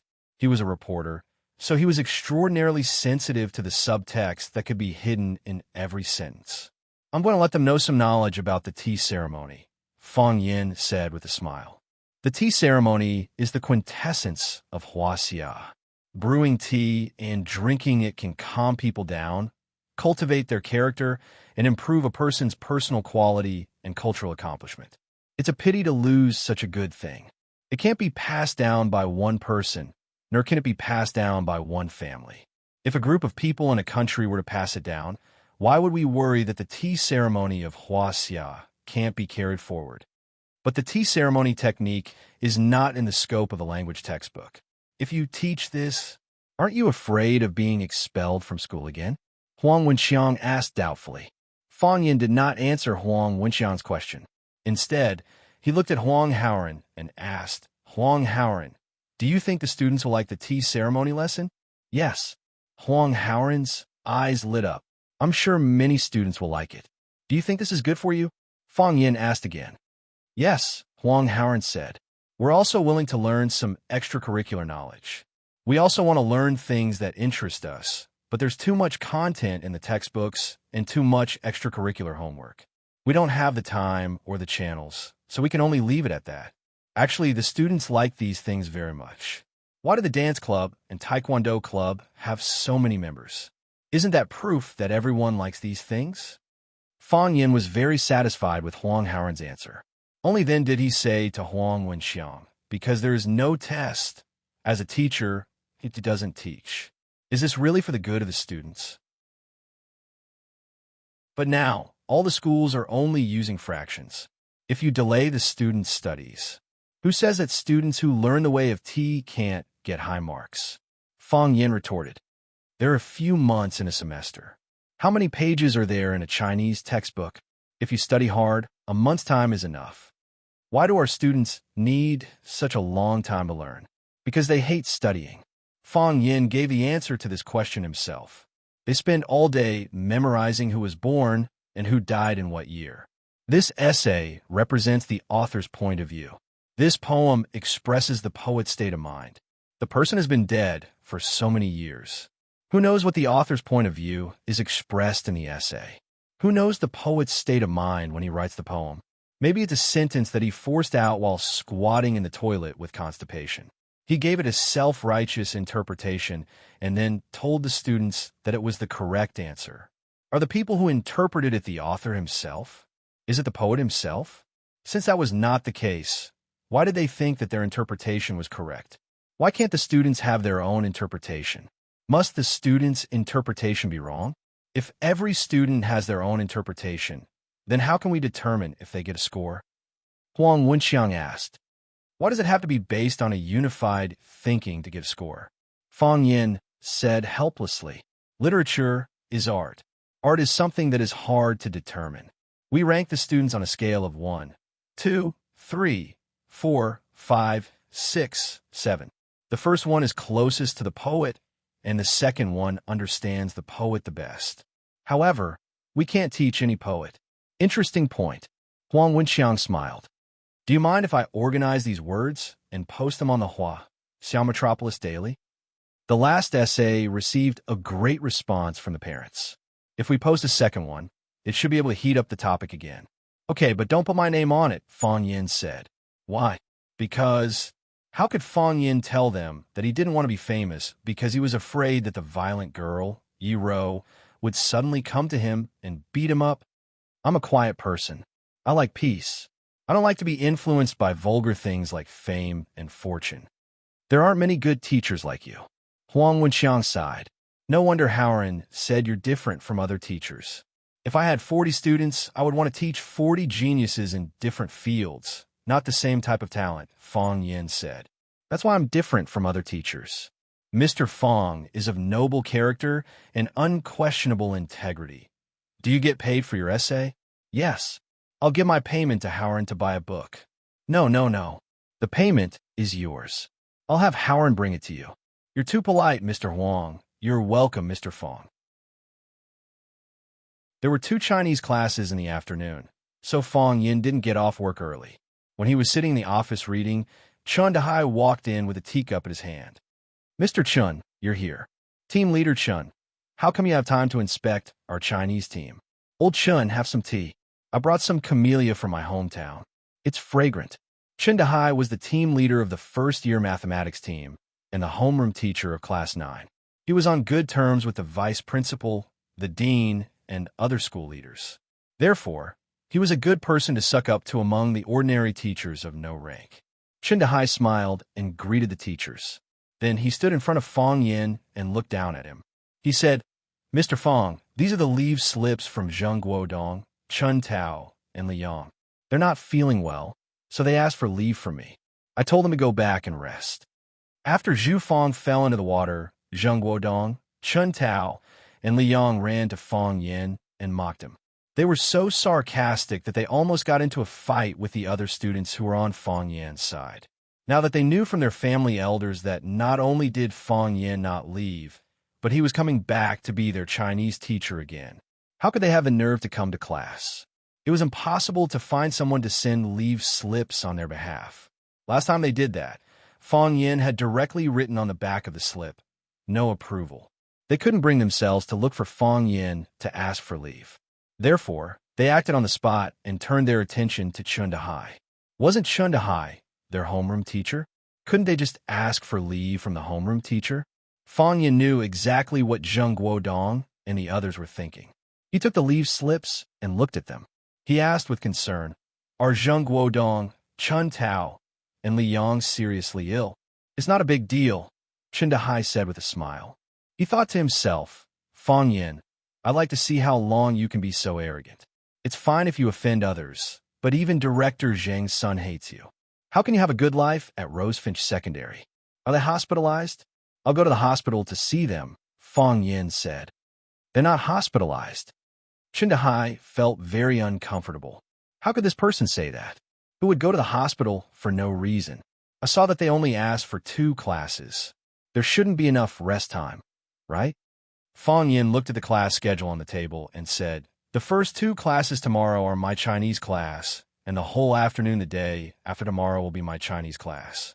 Why don't they ask for these 5 classes together? Mr. Fong, Chun Dahai's face darkened. Students ask for leave based on their own physical condition. How can you encourage them to ask for so much leave in advance? Fong Yin smiled and said, I'm just afraid that they will suddenly have a stomachache during my Chinese class tomorrow. The day after that, they will be on their period again. So, I'm reminding them to ask for leave at once. Isn't that better? It's convenient for them, and it's convenient for me. It seems that Mr. Fong is prejudiced against these 3 students. Chun Dahai began to accuse Fong Yin. No, not at all. Fong Yin waved his hand. Although Teacher Chun framed me behind my back, I won't treat Chen Tao differently just because he is your son. Although this child's nature is bad, he is still a child. As a child, he has the chance to turn over a new leaf. As a teacher, we should have confidence in our students. Fong Yin, how can you say that? Whose nature is bad? Who framed you behind your back? Chen Tao's nature is bad. Teacher Chun framed me behind my back. Fong Yin smiled bitterly. We are all colleagues. Why you have to force me to say it so clearly? How can we get along in the future? Let's go. Follow me to see the principal.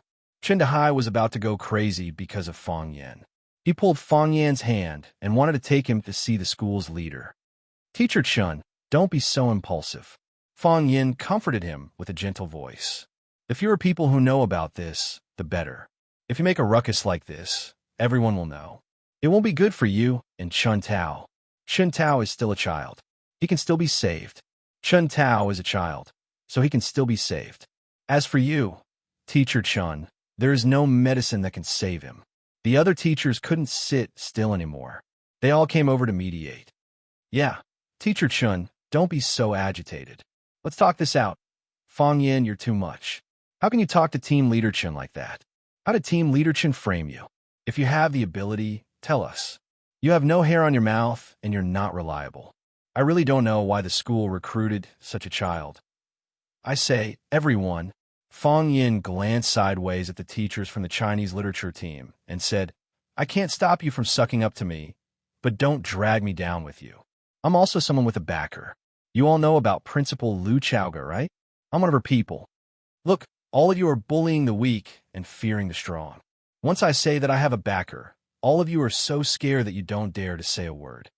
Fong Yin continued to attack. The teachers felt that they couldn't go on any longer. They couldn't stay in this office anymore.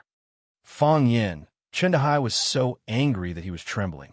He pointed at Fong Yin and shouted, I will definitely make you leave Rose Finch. Definitely. When your son said this, he was much more imposing than you, Fong Yin said. He wouldn't take such a weak threat to heart.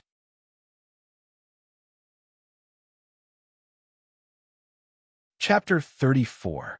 Fong Yin stood on the podium, and the students applauded spontaneously. Thank you. Fong Yin bowed deeply to the audience. Thank you. Mr. Fong, what are you thanking us for? That's right, we should be thanking you. Mr. Fong, you're finally back. We were really worried that you would leave. Fong Yin chuckled as he looked at the 37 students sitting below the stage. He said, I used to think the same way as all of you. Teachers exist to teach and dispel students' doubts. Teachers stand on the side of the giver, so they deserve the gratitude and respect of their students. After experiencing this incident, I know that my thinking was wrong. Thank you, Huang Haoren. Thank you for your journalist father's voice of justice. Thank you, Zhu Fong. Thank you, Zhu Fong's parents, for sending a thank you letter and the other students' support and everything they've done for me. We're not only teachers and students, but also friends who can go through thick and thin together. If we're friends, can I call you by your name? No problem. You can call me Fong Yin, Fong Yin said with a smile. Respect and affection are not expressed in a title. Mr. Fong, what are we learning in this class? That's right. Why don't we learn Jing Ku assassinates the king of Qin? Each of us can act as Jing Ku. I'll act as the king of Qin, and you can come and kill me. You can't kill me. In the past, the students learned whatever the teachers taught. The teachers taught passively, and the students learned passively. They learned by rote and got bored with each other. After experiencing Fong Yan's scene reenactment teaching method, the students began to take the initiative to learn a certain text. This was a rather gratifying change.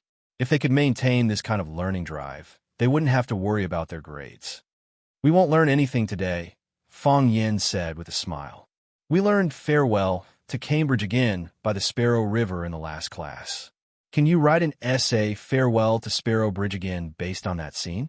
Although you are only in your first year of high school, you will leave Rosefinch one day and enter a higher school to further your studies. Think about it. At that time, when you really had to leave the Vermilion Bird, how would you feel? There's no time limit and no word limit.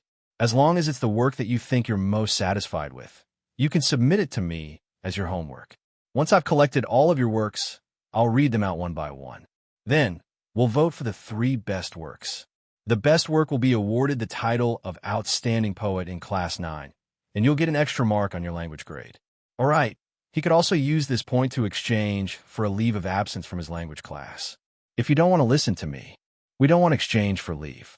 Who would be willing to take a leave from Mr. Fong's class? Exactly.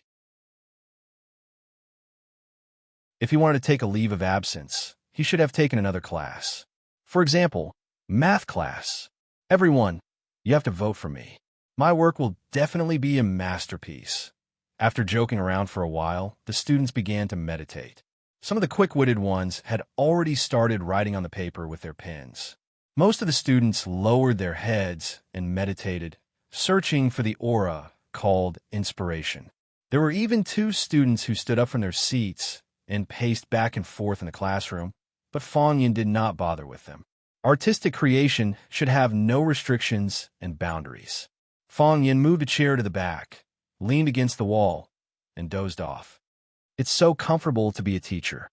Fong Yin sighed in his heart. If he were still at home, his father would probably force him to practice kung fu again. He really didn't understand why he kept practicing when he couldn't beat Yi Gentle no matter how much he practiced. Fong Yin thought that the next time he saw Yi Gentle, he would compete with her in reciting 300 Tang poems.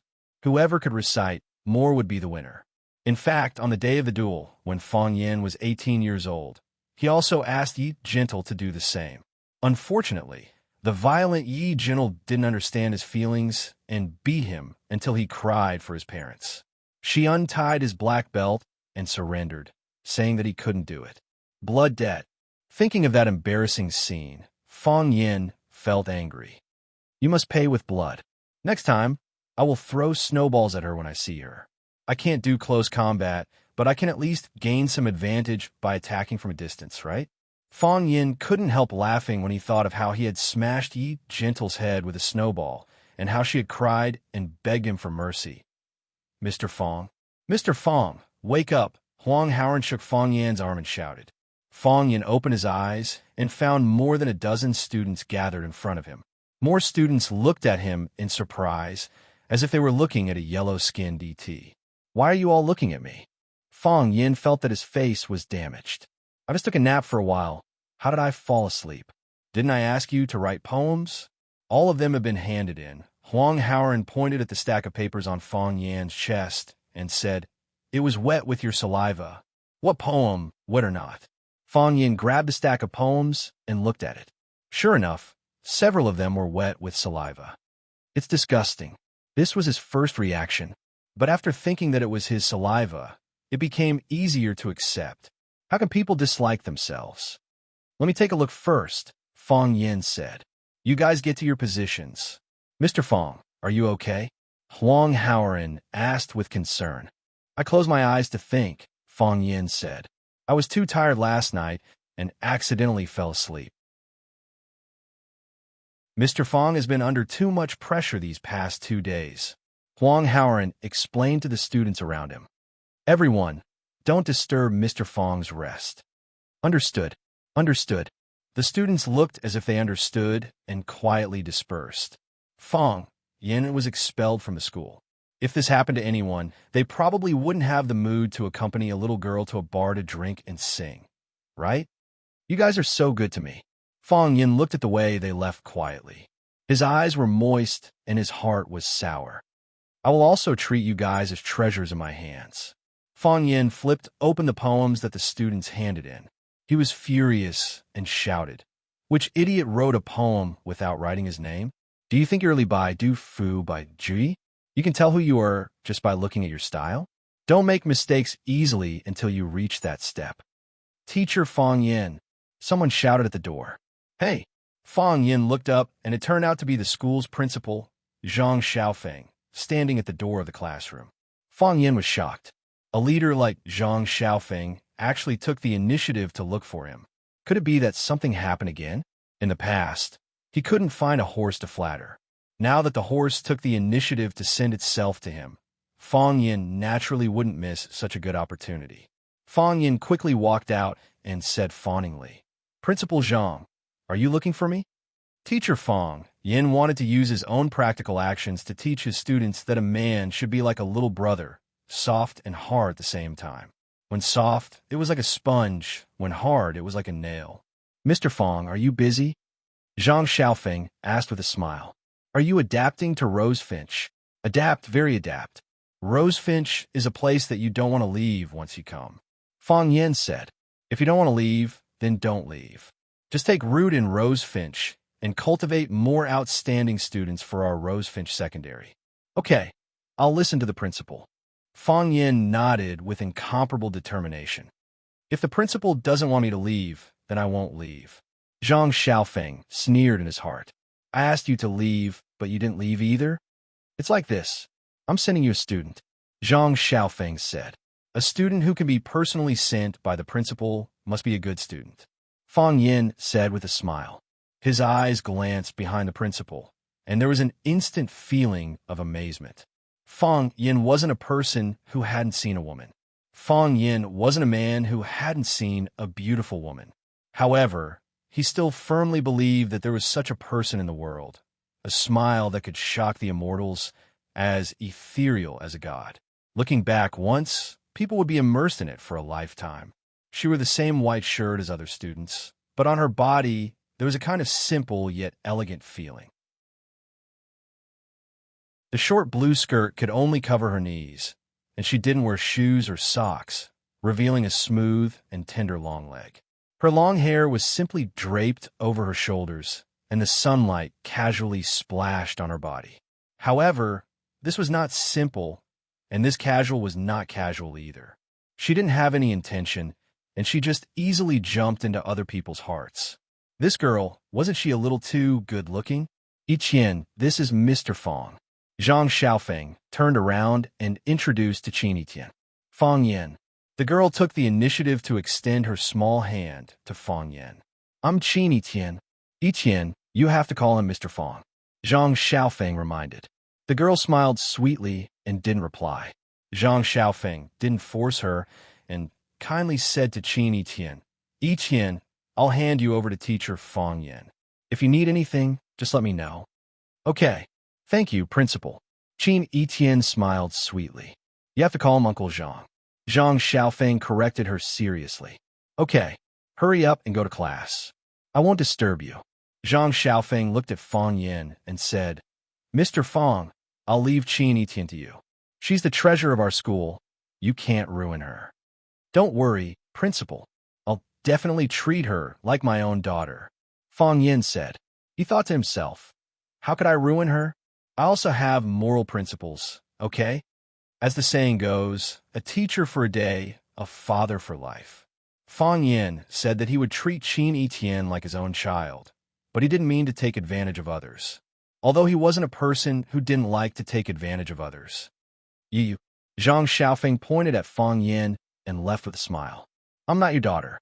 Qin Yiqian pursed her lips and smiled coquettishly. I was just using that analogy. Fang Yin explained. Then why didn't you use that analogy? Qin Yiqian's beautiful big eyes looked at Fang Yin without blinking. I have to treat her like my own woman.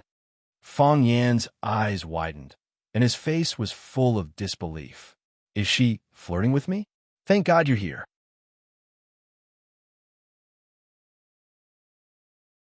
Chapter 35. As a moral teacher, Fang Yin would never fall in love with his students. However, whether he fell in love or not was one thing, and whether or not he had a female student pursuing him was another. Just like how many female stars in the entertainment industry said to reporters, I don't want people to call me a vase. Please pay more attention to my acting skills. But did they think about the feelings of those women who had worked diligently for decades and never had anyone call them vases? Did they think about it? Yes, that was Fang Yin's mentality. Before he became a teacher at Rosefinch Secondary, he had imagined such a beautiful scene. Beautiful girls in white shirts and blue skirts were like roses that had just bloomed in the morning, fragrant and charming, shyly stuffing a passionate love letter into his teaching materials or calling his name on the tree-lined path on the campus after school, and then giving him a cup of warm tea. He had already decided that he wouldn't tear up those love letters because it was very impolite behavior, and it would hurt the student's self-esteem. He would also drink the tea and even accept the thermos cup that was used to make the tea. However, he would refuse them, refuse their love, and refuse to derail their feelings. I'm a good man, and you are a good girl. We will not have a good ending if we are together. Fang Yin said to them in the most gentle tone in the world. Because I am your teacher. Yes, he had imagined such a scene. With his idle face and powerful acting skills, how could those young girls not be fascinated by him? This day really came a little earlier than he had expected. Is that also a metaphor? Fang Yin laughed. If the enemy doesn't move, I won't move. If the enemy moves, I won't move. First, find out the real purpose of this girl. Didn't Zhang Wuji's mother say to be careful of women? The more beautiful a woman is, the more likely she is to cheat. As a young virgin, Fong Yin was very worried that he would be cheated by a beautiful girl. If they cheated him of his body, how could he go out and meet people in the future? I'm serious. Qin Etienne blinked his eyes and said innocently, You? Fong Yin felt that she really wanted to lie to him. I am her teacher. You have to respect me. I know. Qin Etienne nodded. That's why I want to put you in the most important position in my heart. Fong Yin, according to past practice, shouldn't you be introducing new classmates to your classmates? Call him Mr. Fong. Okay, Fong Yin. Fong Yin was very stubborn, but the other party was even more persistent than him. Standing on the podium, Fong Yin said to everyone with a smile, Let's welcome our new classmate, Qin Etienne, with a warm round of applause. No one spoke. No one applauded. However, the boys' faces were flushed, and they had an excited expression on their faces. Even Huang Haoran, who is usually the calmest, was full of excitement. He looked at Qin Etienne standing on the front stage with burning eyes. Something is wrong. Fong Yin frowned. He smelled the restlessness in the air. What did these guys want to do? Qin Etienne walked to the podium, glanced at the audience, chuckled, and said, I know you all know me. I am Qin Etienne. Clatter. The applause was like thunder. Qin Etienne. Qin Etienne. Qin Etienne. Whether boys or girls, they shouted Qin Etienne's name enthusiastically. Fanatical fans were like this when they saw their idol. What's going on? Fong Yin felt very hurt. When he introduced himself, no one applauded. But when Qin Etienne stood on the stage and said something, they became crazy like this. Qin Etienne raised his hand, and the applause and shouting stopped immediately. Mr. Fong, can I sit in the first row? Qin Etienne asked. I can't. Fong Yin refused without hesitation. There are already students sitting in the first row. Now, there are only empty seats in the last row. You can sit there.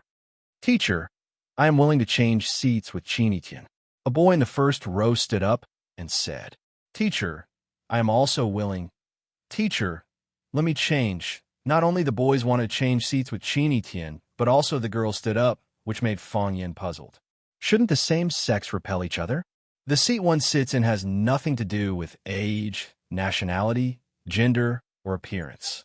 Fong Yin said righteously, If you sit in the first row, will the students look at you or me in class? Qin Etienne, you must give a reason that can convince everyone. I want to be closer to you and see you more clearly. Qin Etienne looked at Fong Yin and giggled. Fong Yin's face also turned red. To be honest, Mr. Fong Yin was really embarrassed to be teased by a girl in front of so many students. Moreover, he was a shy and introverted boy who would blush when talking to girls. Fong Yin didn't answer, but the students' emotions were ignited by Qin Etienne's answer. Qin Etienne, good job. We support you. No wonder you are our goddess Rosefinch.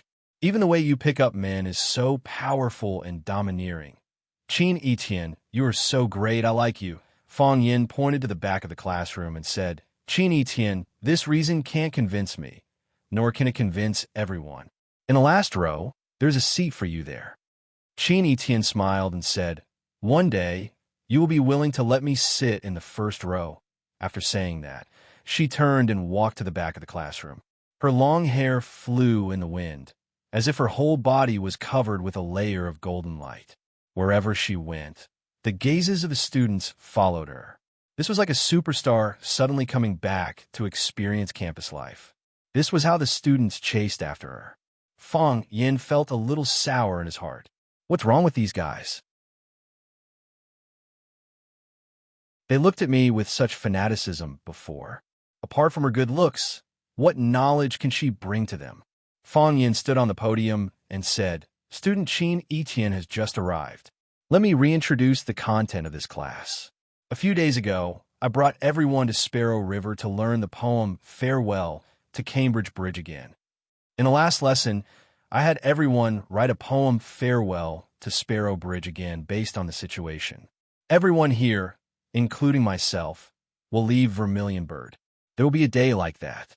When you leave Rosefinch, what will your mood be like? Of course, you can write about parting feelings, teacher and student relationships, or love. Now, I am holding their works in my hand. I will read them out one by one, and in the end, everyone will rate them. The 3 poems with the highest scores will be given 1 point to the authors.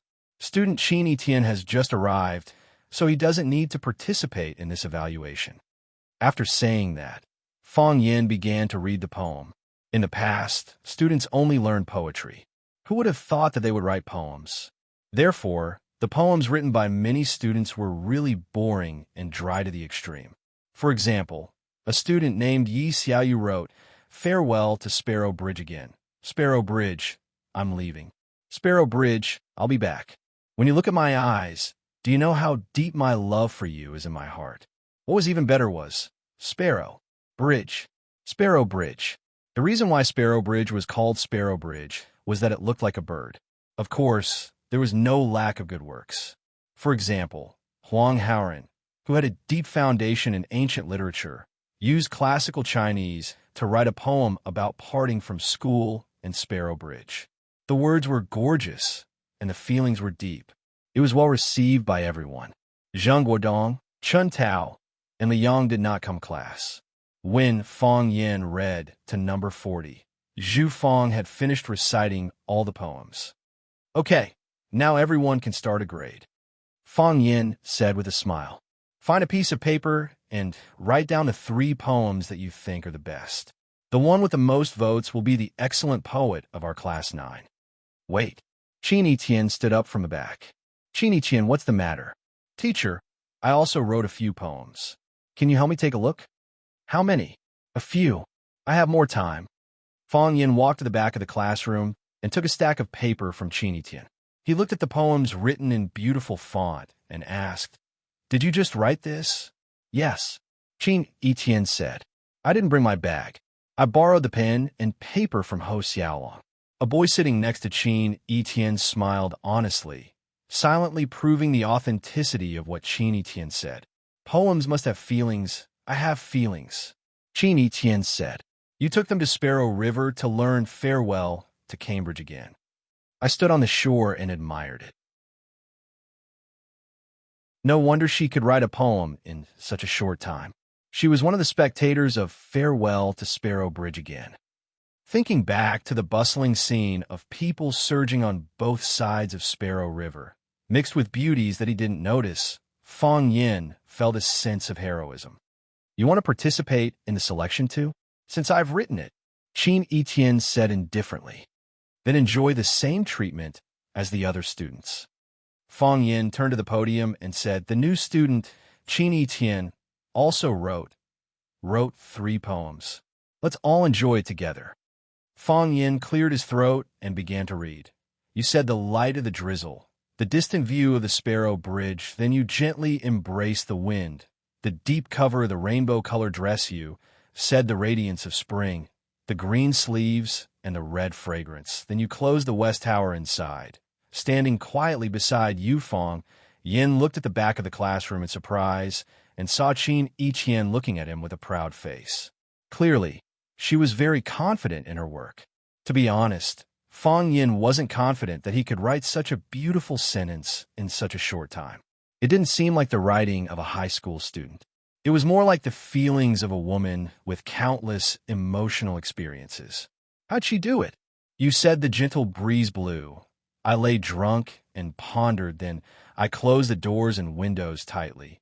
The tents filled with sorrow, said the tenderness of love. How can we forget each other, yet my eyes turned slightly. They turned to frost."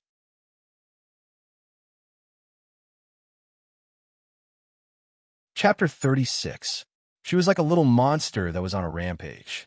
Without any warning, she wore a golden armor and stepped on a colorful cloud, barging into Fang Yan's life. She said that she didn't want to be Fang Yan's daughter, but Fang Yan's woman. She said that she wanted to sit in the first row because it was closer to Fang Yan. She was the student's idol, and everyone's worship of her was maddening. Wherever she went, everyone's eyes would be on her. She wrote 3 love poems in a short period of time, and every love poem was breathtaking. She's challenging my authority, Fang Yin thought in his heart. Even Fang Yin had a bad guess in his heart. Could it be that the previous time, the school board, Zheng Tiansheng, and the rest couldn't chase him out of the school, so this time they used a honey trap? They were willing to throw out such a charming little beauty. Just how much did they hate him? Fang Yin felt that he couldn't just sit still and wait for death. He had to find out the background of this woman. Among the 41 students in the class, Fang Yin, Huang Haoren, Zhang Guodong, Chun Tao, and Liang communicated the most. Of course, Zhang Guodong, Chun Tao, and Liang wouldn't cooperate obediently. So, the only person he could ask was Huang Haoren. Fang Yin could see the flickering light in Huang Haoren's eyes. He must have a good understanding of Qin Yitian. Without a doubt, Qin Yitian's 3 poems were the best of the day with a full vote. In other words, the prizes that were originally prepared for the top 3 had become hers alone. She suddenly gained 3 points. If she only scored 57 points in the next language exam, then with the 3 points she had now, she would be able to pass. However, with the profound knowledge she had displayed, did she look like the kind of student who could only score 57 points on a language test? Fang Yin felt that what he should be worried about now was that if she scored 98 points on the language test, plus the 3 points she had now, would he have to give her 101 points? Forget it. I can only exchange it in batches. Or maybe he could deduct more points from her when he marked the exam paper. After class, Fang Yin shouted, "Huang Haoren, come out with me." Huang Haoren was the temporary representative of the Chinese class, so it was only natural that Fang Yin would look for him to discuss matters. Huang Haoren quickly got up and didn't forget to look back at Qin Yitian before leaving. Fang Yin brought Huang Haoren downstairs to the middle of the school's English corner. He asked, "Huang Haoren, what's the matter with that Qin Yitian?" Huang Haoren was shocked. His face turned red, and he stuttered, "Mr. Fang, I what? Just say it. You're a man. Why are you being so wishy-washy?" Fang Yin said in a bad mood, I do like Qin Yitian, but this time it was Fang Yin's turn to be shocked. He brought Huang Haoren out to find out more about Qin Yitian. How'd he find out that he was a teenager in love? Classmate Huang Haoren, this matter? Mr. Fang, I'm not the only one who likes Qin Yitian. All the boys in the school like Qin Yitian. Huang Haoren sold out all the boys in the school. Even the most advanced rocket couldn't catch up with this speed. What? Fang Yin asked. Huang Haoren raised his head and looked at Fang Yin. He didn't understand what he meant. I mean, is Qin Yitian famous in the school? Very famous. Huang Haoren became excited and said, "She's very famous in the entire Huacheng. This year, because she's going to apply for Rosefinch, countless people followed her to apply for Rosefinch, including the top students in the city. This year, Rosefinch has the highest enrollment rate in years." "You're one of them?" Fang Yin asked with a smile. Huang Haoren was a little embarrassed. He adjusted his glasses and said with a red face, "I think Rosefinch is very suitable for me. I was lucky enough to meet Mr. Fang. Why is she so famous?" Fang Yin asked. "Because she's a genius," Huang Haoren said without hesitation. "In what way?" "Everything." Fang Yin shook his head and said, "Huang Haoren, I heard from your father that your future dream is to become an excellent news reporter. What are the 3 elements of a reporter? Fast, accurate, and fresh. You can't be replaced by personal feelings. You've been blinded by your feelings, haven't you?" It's true. Hearing that Fang Yin didn't trust Qin Yitian, Huang Haoren was a little anxious. Qin Yitian is really a genius. This is recognized by everyone. Don't think that she's only in her first year of high school. Even the second and third year students call her senior sister Yitian. This kind of feels like a gangster boss.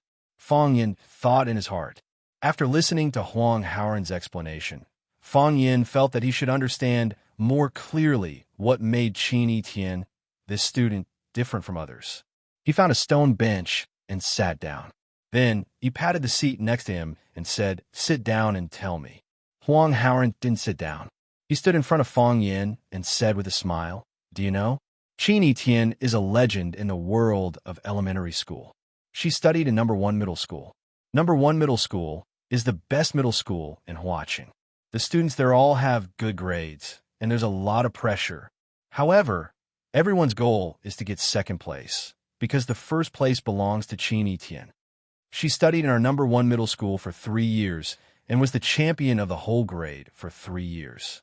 What's more, she was first in every subject in the whole grade. She didn't show any signs of being biased. At that time, we felt that nothing could stump her. Even some Olympiad math questions that the teacher deliberately asked were easily solved by her. Just because she's good at studying? No. At that time, didn't Apple English Channel organize a host selection competition in Watching? Every contestant had to give a speech in English. She signed up, but in the end, all of the contestants were rejected. The organizer was in a difficult position because Chin Etienne wasn't an adult yet, and she was still a student. If they signed a contract with her, it would be much more difficult. If they didn't sign a contract with her, they would go back on their previous promise, and it would be difficult to quell the pressure of public opinion. In the end, Chin Etienne withdrew herself, saying that she had to focus on her studies and didn't have time to be a host. Apple English Channel didn't want to let go of such a talent, so they signed a contract with her as an on-camera reporter. Good at English, good at giving speeches. In high school, hip-hop was very popular. She selected her own team members and choreographed her own hip-hop dance to enter the Huadong District Hip-Hop Dance Competition. The national finals were to be held in Yanjing, but she forfeited, saying that the air quality in Yanjing was too bad. At the graduation ceremony, she wore a red gown and sat in front of the piano to play Liszt Paganini's Three Bells. At that time, we didn't understand it, but we thought it was beautiful. Later, when I looked it up, I found out that this piece was also called Campanella, and it was an arrangement by Liszt based on the theme of Violin Concerto No. 2 in B minor by the Italian violinist Paganini. The Bells was written in a rondo style, and every time the theme appeared, it had to be performed in a new way. It was very difficult. It was said that only a few people in Huaxia could perform this piece. Li Yundi, the Prince of Piano, performed this piece in Vienna and caused a sensation. Her program became the most popular program at the graduation ceremony, and many students especially bought Liszt's CD to listen to because of her. She can also play the piano. She was the president of the school broadcasting club in our first high school, and also in Rosefinch Secondary. She adapted the dance of Little Swan, rehearsed the play Romeo and Juliet, participated in the Olympic Math Olympiad and won a prize, and was a special guest of the observatory. Oh, she's also very good at volleyball and tennis. Doesn't she have any shortcomings? Yes, she's too beautiful, Huang Haoran said with a face full of regret. Too many people like her. Fang Yin was very sad. How could a teacher teach a student like this? Do you think her parents know she's so good? They should know, Huang Haoran said. If that's the case, why did they send their daughter to school? Do you think she has some ulterior motives for coming to our class? It's a little strange. Huang Haoran nodded and said, the first class is the best class in the whole grade, and Chin Etienne got into Rosefinch with the best grades in the city. As soon as he entered Rosefinch, he was appointed as the temporary class monitor of the first class. I don't understand why she was transferred from the first class to our 9th class. Our 9th class is famous for being a problematic class, and Teacher Zhu was kicked out less than a month after he came.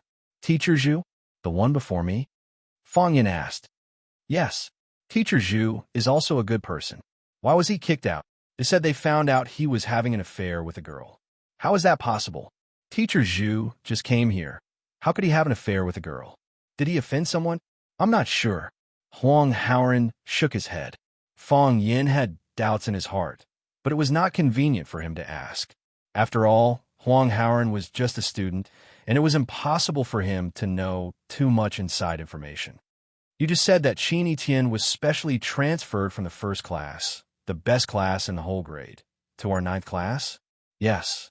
Huang Haoran nodded. Mr. Fang, didn't you know Chin Etienne before? Listen, this question really hurts one's self-esteem. I'm a teacher, but they should know me first. How can they ask me to know every student? No, I don't, Fang Yin said. Why do you think Chin Etienne transferred? Why did he come to our 9th class? Maybe. Huang Haoran wanted to say something, but stopped. Maybe what? Maybe she fell in love with one of the boys in our class? Huang Haoran lowered his head and said shyly.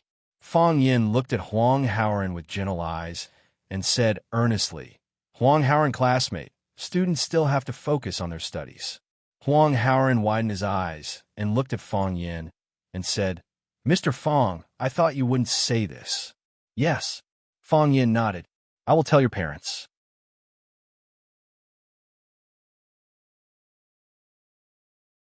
Chapter 37. The bell rang, and Huang Haoran returned to the classroom. Fang Yin sat on the stone chair lazily, feeling uneasy. Qin Tian, are you the reinforcements brought by the monkey? Are you thinking of me? A girl sat beside Fang Yin and asked aloud. Yes. Fang Yin replied. Why did you run out? It was class time, but Qin Tian appeared in front of Fang Yin. This girl skipped class as soon as she came? Isn't she too arrogant? Maybe there are some things that Huang Haoran didn't say clearly.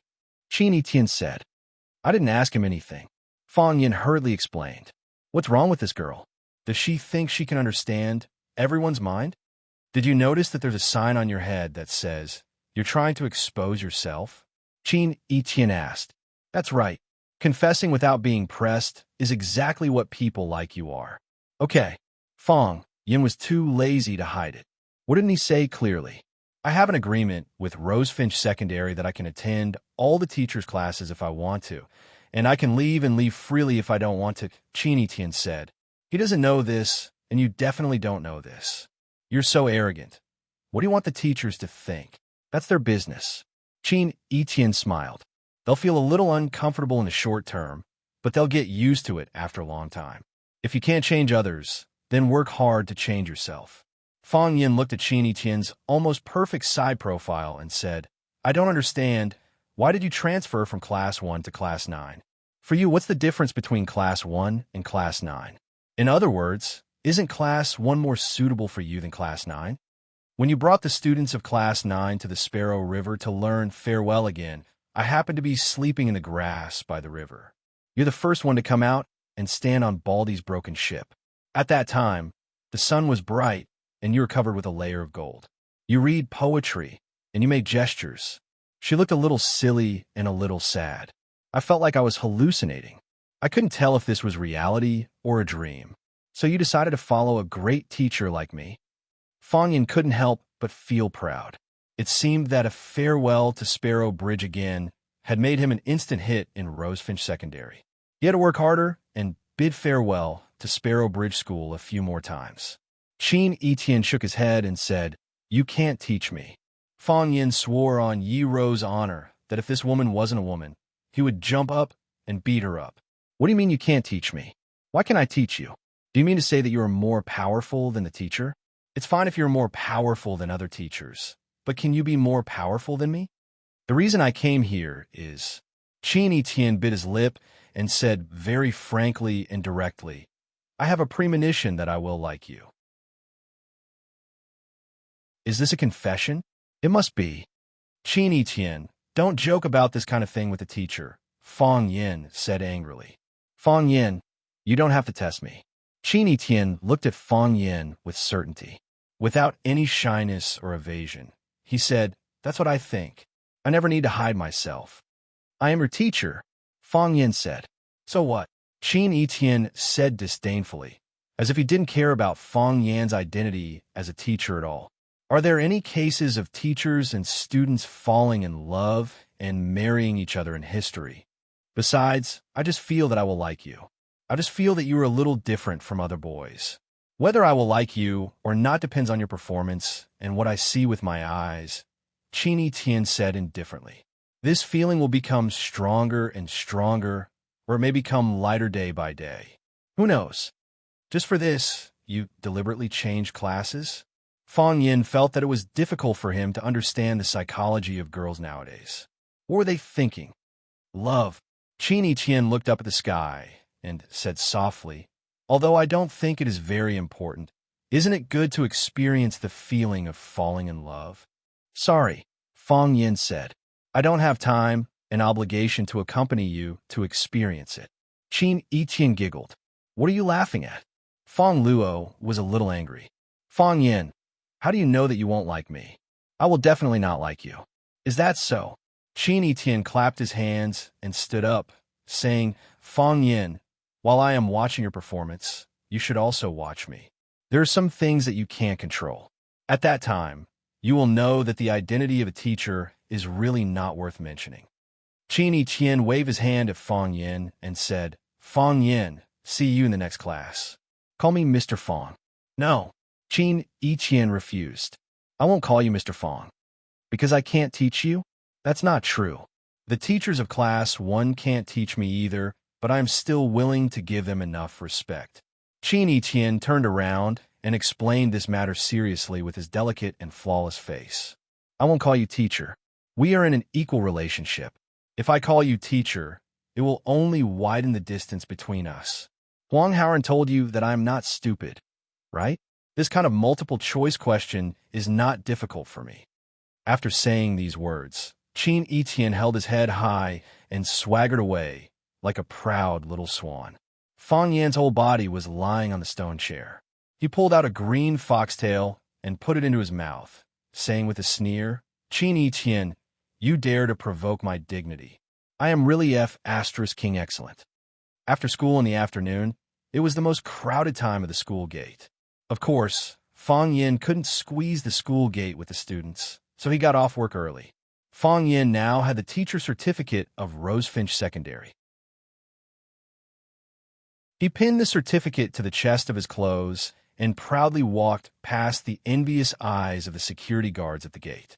He felt that his life realm and the standard of life had been improved and sublimated again. Before, he needed to register at the security guard post when he went in and out, and the security guard called to report to the inside. It was really too troublesome.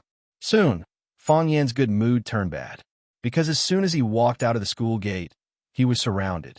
A blonde pointed at Fang Yin and shouted, It's Fang Huahua. Slap. The blonde's head was slapped. Brother Wolf came over with a group of people and said with a sneer, He is not Fang Huahua. He is Fang Yin. Yes, it's Fang Yin. Don't change your name. Don't you have any shame? The blonde pointed at Fang Yin and scolded. I didn't say I wasn't Fang Yin, Fang Yin sneered. He knew these hooligans. They were the hooligans who tried to molest Yuan Lin when he accompanied Jiang Qin to the bar. The hooligans usually had nothing to do, but they valued their reputation more than anything else. Fang Yin was not surprised that they came to seek revenge. However, they had found the right place so quickly, which proved that they were still very capable. If I had told you that my name was Fang Yin, would you have known how to write the word Yin? Boss, he said we didn't know how to read. A bald man said angrily. Slap. The bald man was also slapped on the head. I know, Brother Wolf said angrily. Brother Wolf stared at Fang Yin fiercely and said, Fang, we meet again. Don't act like you know me. Do I know you? Fang Yin said disdainfully. But I know you. Brother Wolf pointed to his chest and said hatefully, Do you remember when you stepped on this spot? Fang Yin was amused and said, Now that you've reminded me, I do remember. How can I not remember? When you were lying on the ground and looking down at me, didn't you think I was handsome? Fang Yin put his finger to his mouth and motioned for them to be quiet. Lower your voice. Why? Are you afraid? Brother Wolf obviously misunderstood Fang Yan's meaning.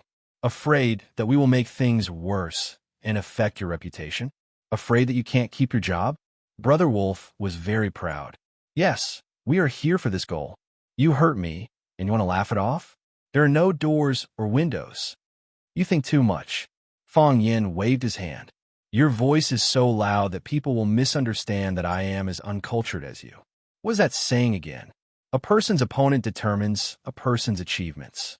To see whether a person is good or not, it depends on who his opponent is. If there is any conflict, we can deal with it in private. It is not good for you to come to the school gate and insult me in broad daylight. What was a battle of words?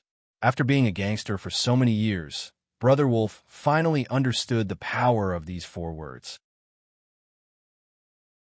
In their circle, people scolded with your mother, my mother, your mother.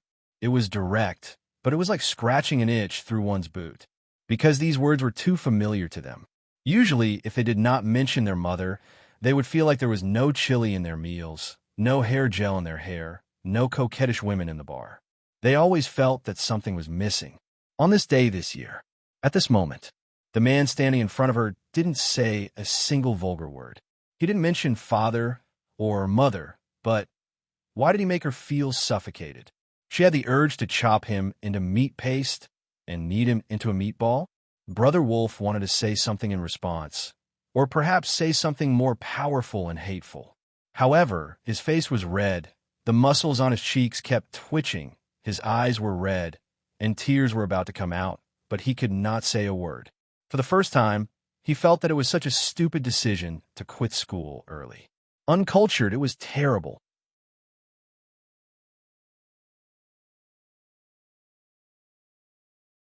Chapter 38. Dang. Fang Yin got off work 2 minutes earlier so that he could avoid the rush hour after school. However, because of these hooligans' delay, the precious 2 minutes that Fang Yin had specially prepared for himself were wasted. As the school bell rang, the originally quiet school suddenly boiled up. The students were like wild horses that had broken free from their restraints, rushing outside with a loud bang. Rumble. The whole school shook because of this. The students rushed to the school gate and were immediately attracted by Fang Yin and the hooligans around him. Hey, isn't that the language teacher of the 9th class? Yes, yes. He is Fang Yin. I saw him at the Bird River. So handsome. Did he provoke the hooligans in the school? Those people are not good people at first glance. Li Ziqiang was the leader, and a leader must have the style of a leader. Therefore, every time when it was time to get off work, he would slowly pack up the things on his desk, and when the students and teachers were almost gone, he would go downstairs to go home. Today, as usual, when he heard the school bell ring, he was still holding a book, The Importance of Student Education, with great interest. Bang! His office door was forcefully pushed open from the outside.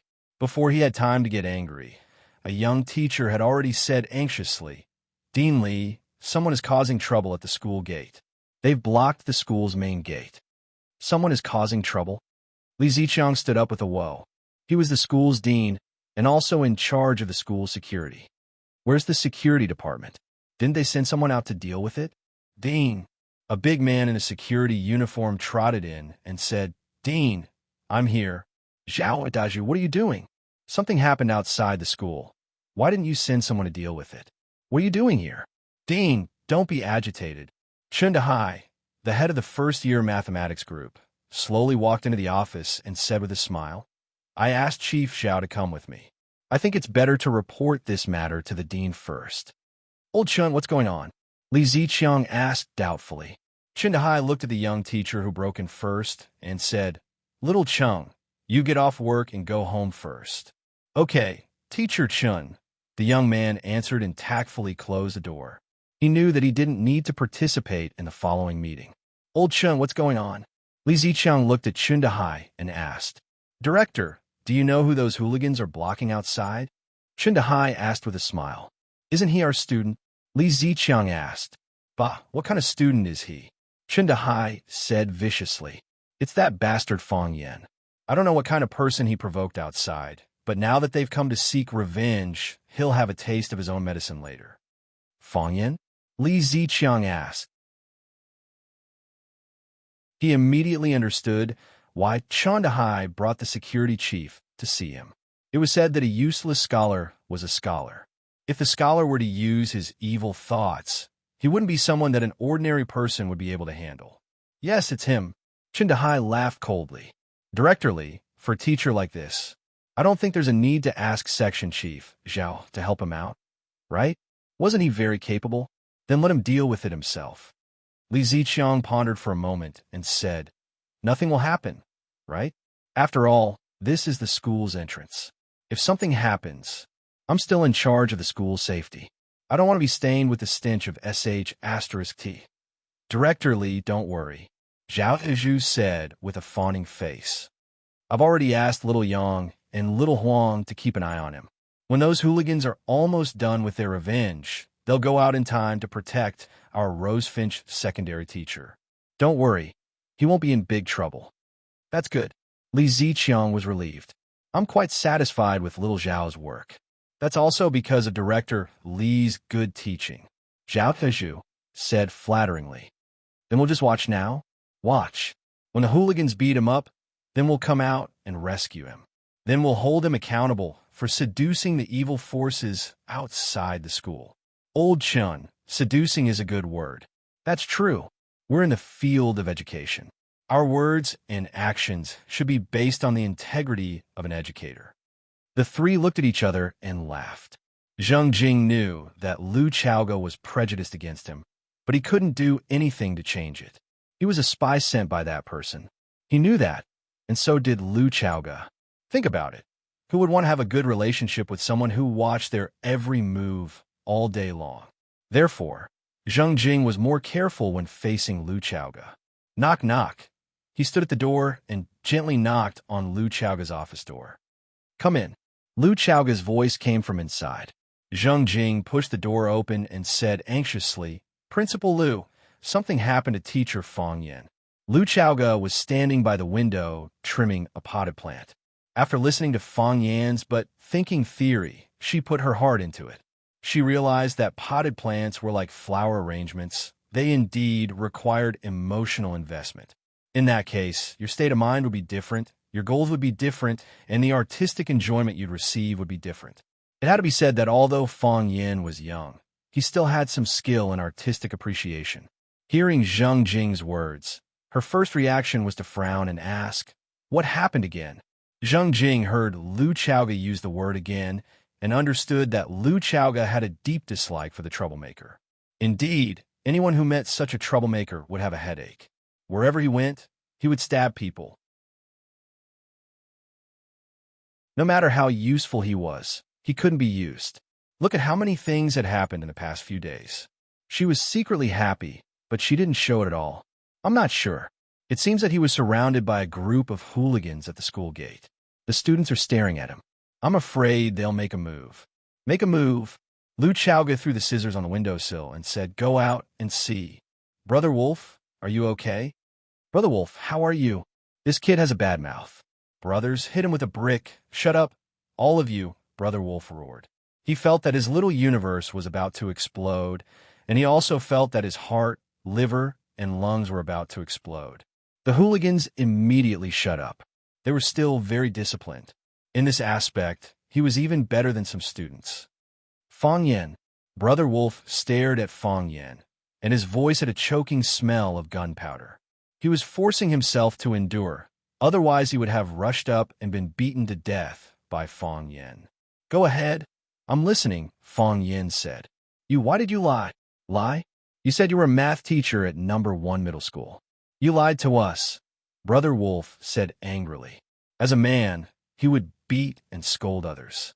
How would he lie to others? I lied to you, Fong Yin admitted frankly. I don't understand. Why did you go through so much trouble to find me? Isn't it a good thing for everyone to maintain a sense of mystery and leave behind a beautiful memory? Fong Yin pointed at Brother Wolf and the group of hooligans behind him and said, Why did you bring them here? What do you think you can do to me with so many people?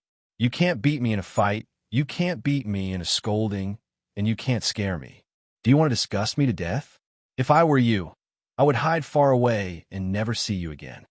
The hooligans couldn't take it anymore. Brother Wolf, I'll kill him, a guy in a tight vest with a tiger head tattoo on his arm roared angrily. He held a brick in his hand and rushed toward Fong Yin. Thump! Tiger Head fell to the ground and fell flat on his face.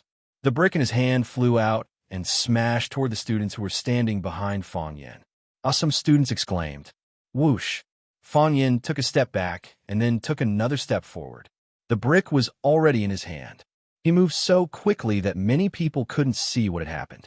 Fong Yin put the brick in Brother Wolf's hand and said, Go back. Take the gifts back with you. Brother Wolf wanted to raise the brick in his hand and hit Fong Yin's head. Gift? It was a gift from the god of death. After they were humiliated by Fong Yin in the bar, they went looking for Fong Yin like crazy.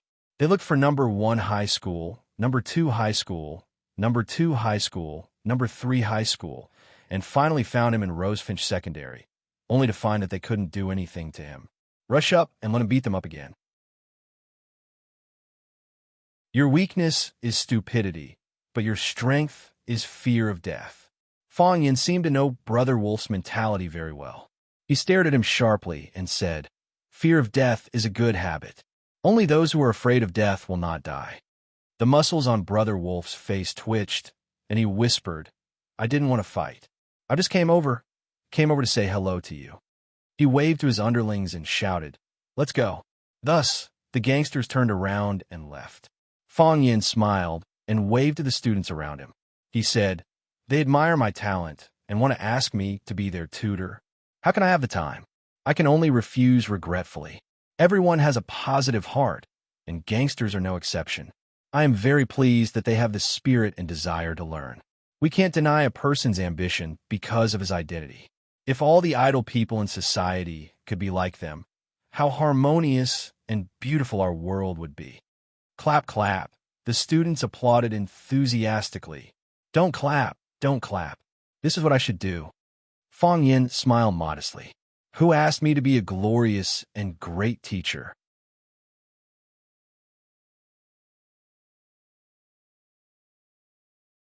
Chapter 39. What? Li Ziqiang was so emotional that his tongue was scalded by the boiling water that had just been poured into the cup. What did you say? Those gangsters left just like that, Zhao Dazhu said with a sad face. They said a few words to Fong Yin and left. There was no conflict with Fong Yin at all, nor did they fight with Fong Yin. No conflict, no fight. Li Ziqiang stuck out his tongue and scolded angrily. What are they doing here? I don't know. You don't know? Didn't you ask someone to keep an eye on him? How come you don't know? This is a bit strange. Chen Dehai's face was gloomy, and his heart was very uncomfortable. What a beautiful dream they had. Fong Yin was beaten by the gangsters, and they would punish Fong Yin for colluding with the gangsters and drive him out of the school. Why did those gangsters leave? Did they still have professional ethics? Did they deserve to be a full-time gangster? I just stood upstairs and took a look. Those gangsters surrounded Fong Yin, and it looked like they were going to fight. Did Fong Yin agree to their conditions? Li Ziqiang took out a small mirror from the drawer and stuck out his tongue to check the condition of his tongue burn. This matter needs to be investigated clearly, Li Ziqiang stammered. Although there was no direct conflict, it's not appropriate for a bunch of idle people to come to the school and surround the gate of the school. Yes, I will investigate it now, Zhao Dazhu said.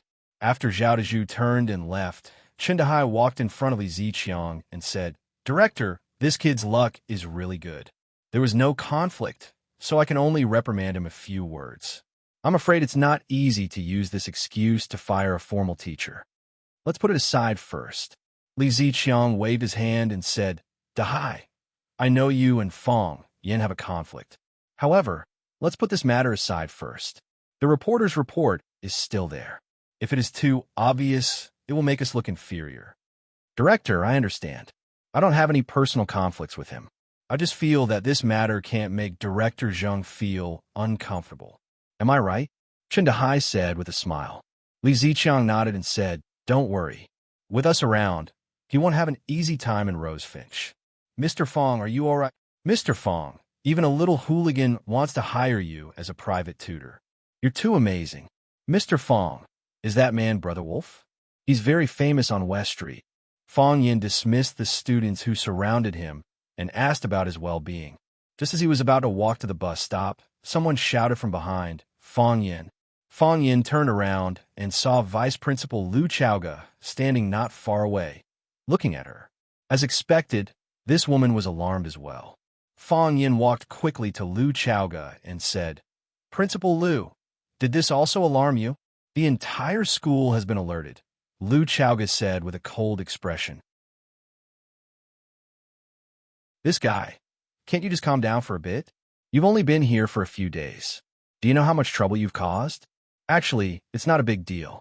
The school doesn't have to deliberately praise me. Otherwise, others will misunderstand and think that I, Fong Yin, am vain.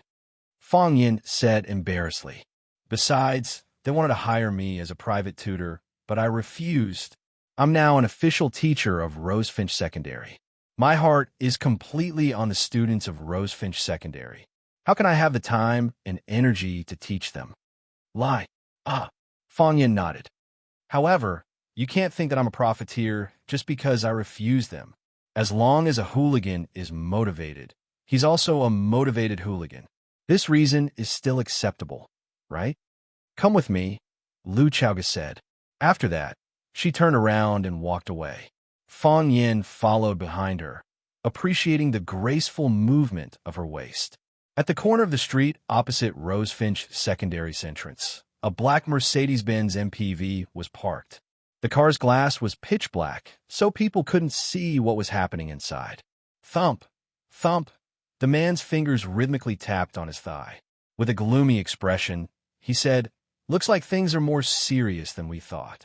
"Young master, there's no need to get angry over this," the old man sitting in the passenger seat said expressionlessly. "She's just a woman." "Just a woman?" The man's handsome features became ferocious. "I've given my all, but she's never responded to me. Now, she's treating a hooligan differently. Do you want everyone in watching to think that I, Jiang Zhongzhu, lost to a hooligan?" The old man ignored Jiang Zhuliu's anger and said, "The target has been invited by Miss Liu. Should we continue to wait or go look for him?" "Go back," Jiang Zhuliu said. "Cancel the meeting." "Yes, young master," the old man said. The old man said to the driver, "Go back." "Young master," the old man said. "I'm suddenly interested in those hooligans."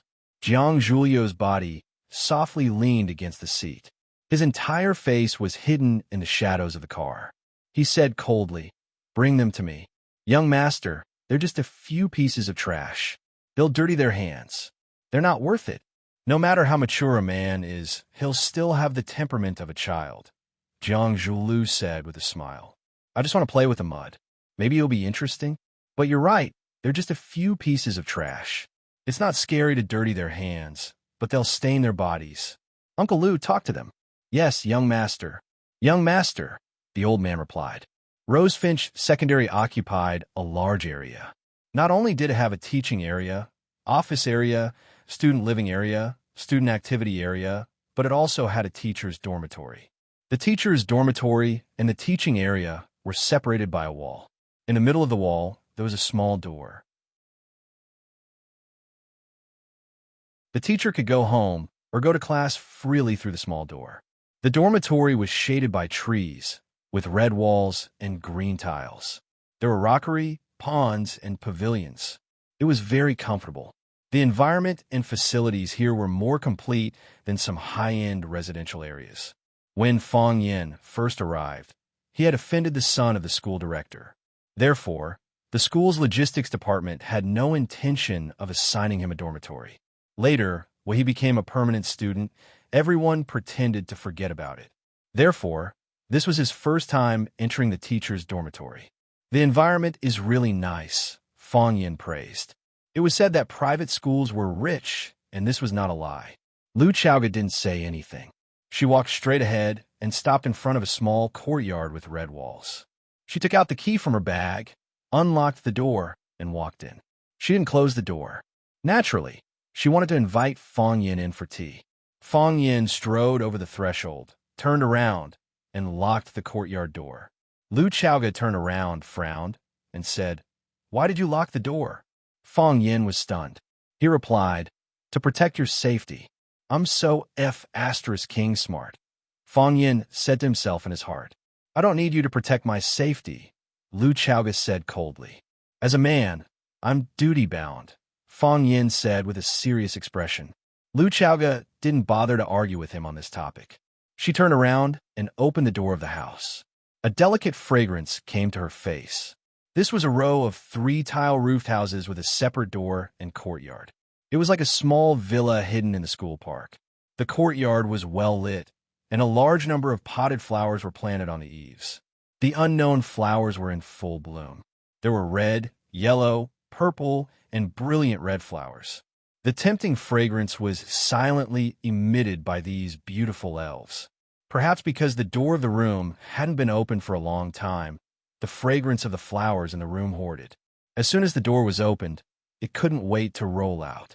After entering, Lu Chaoga unbuttoned her clothes and was about to take off her little suit jacket. Fang Yin was anxious and said, "Don't do this.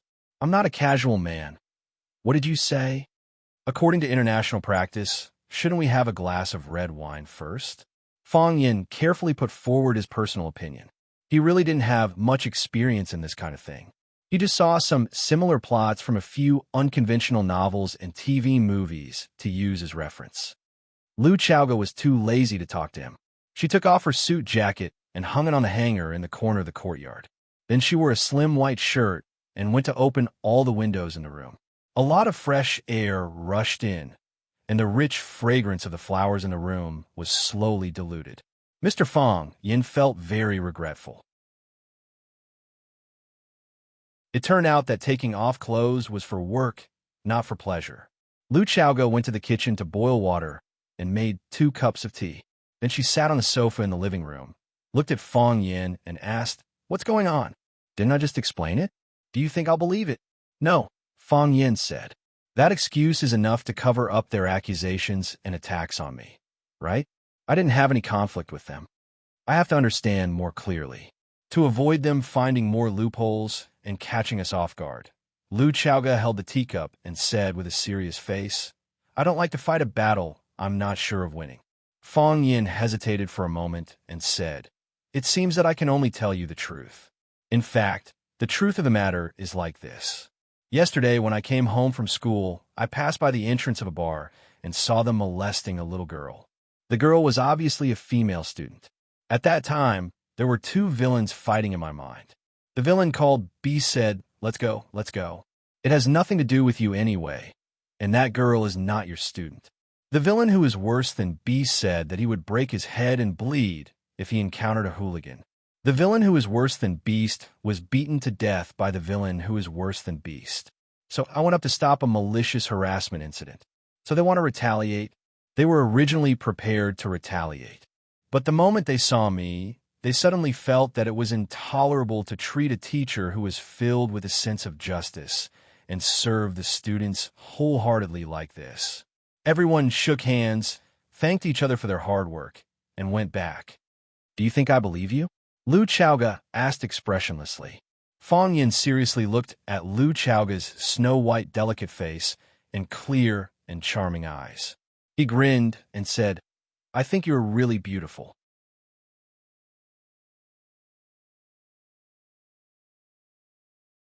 Chapter 40. Fong Yin. The veins on Lu Chaoga's jade-like hand that was holding the teacup were bulging. She had the urge to crush the teacup. He was flirting with her. Naked flirting. "Here, don't talk nonsense." Lu Chaoga's face was frosty as she shouted sternly. "How am I spouting nonsense?" Fong Yin was so furious that he was about to explode. "Don't think that you can twist my thoughts and opinions just because you're a leader. I'm also a man with morals. I have the professional qualities of a teacher. Go look in a mirror and see if you look good. If you dare to say that I don't look good, I'll jump into the Sparrow River and swim naked." Lu Chaoga was about to cry. The education that she had received was not like this. She had never met someone like Fong Yin in her life. She really didn't know how to deal with such a rascal. "I knew you wouldn't dare," Fong Yin said coldly. "The truth is in the hands of the majority. Am I the first person to say that?" "Of course not." Fong Yin. Lu Chaoga tried hard not to lose her temper and said, "Let's talk about something serious." "What do you mean?" Fong Yin's eyes widened. "I'm not serious because I'm praising your beauty. You can insult me, but you don't have to insult yourself, right?" Fong Yin. Lu Chaoga felt like she was about to run out of energy. "Let's change the topic." "Fine." Fong Yin's anger finally subsided. He sat back down obediently and said, "Is this house yours?" "No." Lu Chaoga shook her head. "The school assigned it. It's one of the benefits of teaching at Rosefinch." "No wonder everyone likes to be a leader," Fong Yin said enviously. "I can't even get a small room in the school, but a leader can live in a small villa with its own door and courtyard." "What's going on?" Lu Chaoga asked curiously. "The school has a rule that every teacher taught by Rosefinch can apply for housing. Even intern teachers are no exception. Didn't you apply to the school?" "I did apply, but they took me to a storage room that no one wanted. The walls were broken, and the ceiling was leaking water. Could I even live in a room like that?" He had no choice but to rent a room outside. "Otherwise, why would I need to borrow money from you?" Preposterous. It was the first time that Lu Chaoga had heard of such a thing. She said angrily, "They're taking revenge." Isn't that right? Fong Yin said. I've always suspected that too. It's not that I'm too outstanding. It's that the leader I follow is too outstanding. Otherwise, why would they always target me? Lu Chaoga clasped her fingers together and pondered for a moment. Suddenly, she picked up a bunch of keys from the table and threw them to Fong Yin. What's the meaning of this? Fong Yin grabbed the keys and asked. This is the key to this house, Lu Chaoga said. If you give me the keys, where will you live? Fong Yin asked. Soon, Fong Yin's heart bloomed with joy. You mean we're living together? That's great. In the past, I thought that only bodyguards could live with female employers. I didn't expect that a teacher could live with a female principal. You're the one living here. Lu Chaoga had to correct him. I have another place to live. Is that so? Fong Yan's enthusiasm was greatly diminished. It's not convenient to live outside, and it's not safe to drive if you live too far away. Look at the news every day. There's either a car accident here or a rear-end collision there. It's frightening to hear. This house is so big. You have one room, and I have one room. Although the principal's reputation isn't very good these years, but I think you're different from them. I don't think you'll do that kind of thing to me. Lu Chaoga didn't speak. She just stared coldly at Fong Yin. Are you hesitating? Lu Chaoga still didn't speak. She stared coldly at Fong Yin. You don't have to rush to answer me. Think about it, Fong Yin said. There's no need to think about it, Lu Chaoga said. Impossible. Absolutely impossible. It's impossible in this life, and it's impossible in the next life. Fong Yin widened his eyes and said, Why are you so excited? I feel sorry for occupying your big house alone, so I wanted to invite you to live with me. I even deliberately ignored some of the bad comments about the principal's position in society. I order you as the principal that from now on, you're not allowed to speak again. Lu Chaoga put down the teacup and said loudly, I have 3 requirements for you to live in the house. First, help me take care of the flowers and plants in the house. I'll settle accounts with you if a pot dies or a pot dries up. I'm sure you know the value of these flowers better than I do. I'll deduct it from your salary. If it's not enough this month, I'll deduct it from the next month until it's all deducted. Second, the house has to be cleaned carefully. I don't like the stench. I'll come over to check on it from time to time. Third, don't bring any random people in. If the neighbors think you're affecting them, I'll take back the house immediately. Do you understand? Fong Yin didn't answer. Lu Chaoga didn't want to hear any more of his answers. She jumped up from the sofa with a whoosh. She carried her bag and walked to the door. She grabbed her suit jacket from the hanger and walked out. Tap, tap, tap. The high-heeled shoes tapped on the bluestone floor. It seemed that she was in a hurry. Understood. Fong Yin breathed a sigh of relief. He could finally speak. After Lu Chaoga left, Fong Yin suddenly felt much more comfortable. This woman was too cold to Fong Yin. He couldn't feel the warmth of spring. She really wasn't a qualified leader. Fong Yin walked around the house with a teacup in his hand. There were 3 tiled houses with bedrooms on the left and right sides, a living room and a Western-style kitchen in the middle. The layout of the house was similar to that of a single-story villa. Of course, Fong Yin could understand that no matter how rich the school was, they couldn't be too ostentatious. Otherwise, if the media reported it, the parents knew that the teachers lived in villas and deliberately didn't send their children to tuition. Where would the teachers collect tuition fees? The front yard was very large, with flowers and plants on both sides. Although the backyard was small, there was an open-air set of stone tables and chairs, as well as some flowers and plants.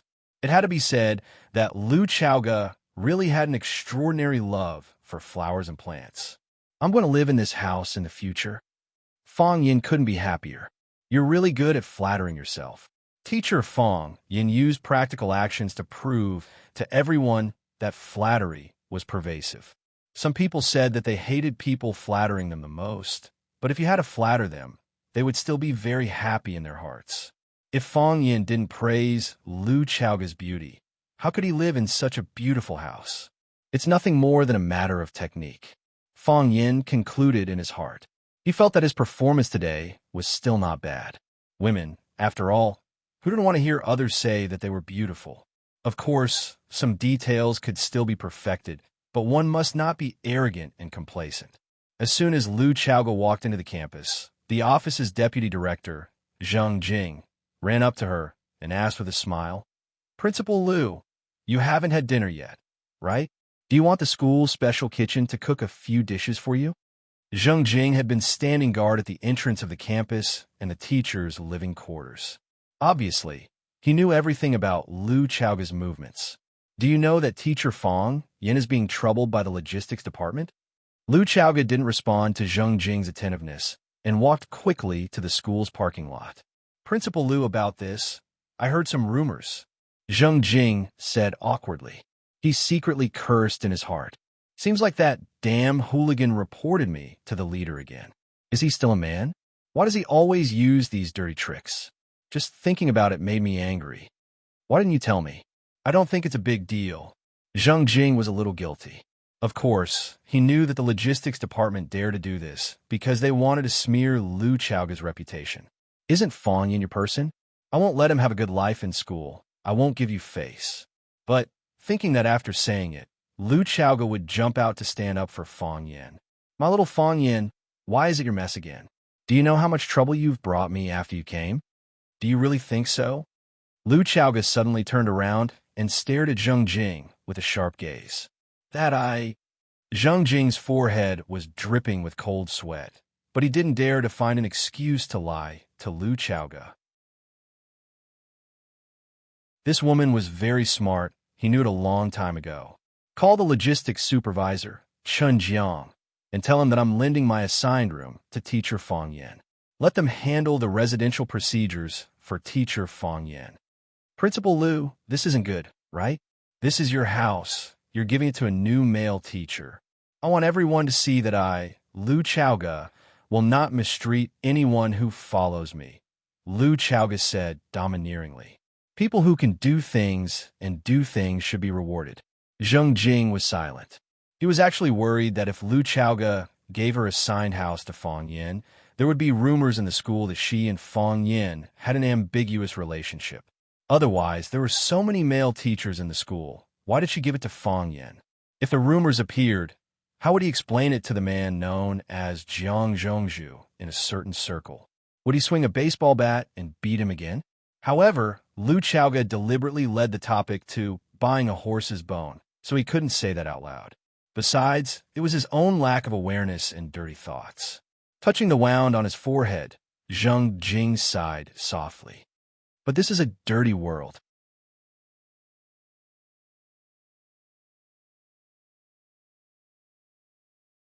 Chapter 41. Every time Fong Yin came back, he would be warmly received by Sister Li. "Mr. Fong, you're back?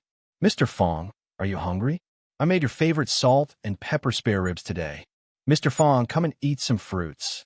I saw that the grapes were very fresh today, so I bought a few caddies. I've already washed them. You can wash your hands and eat."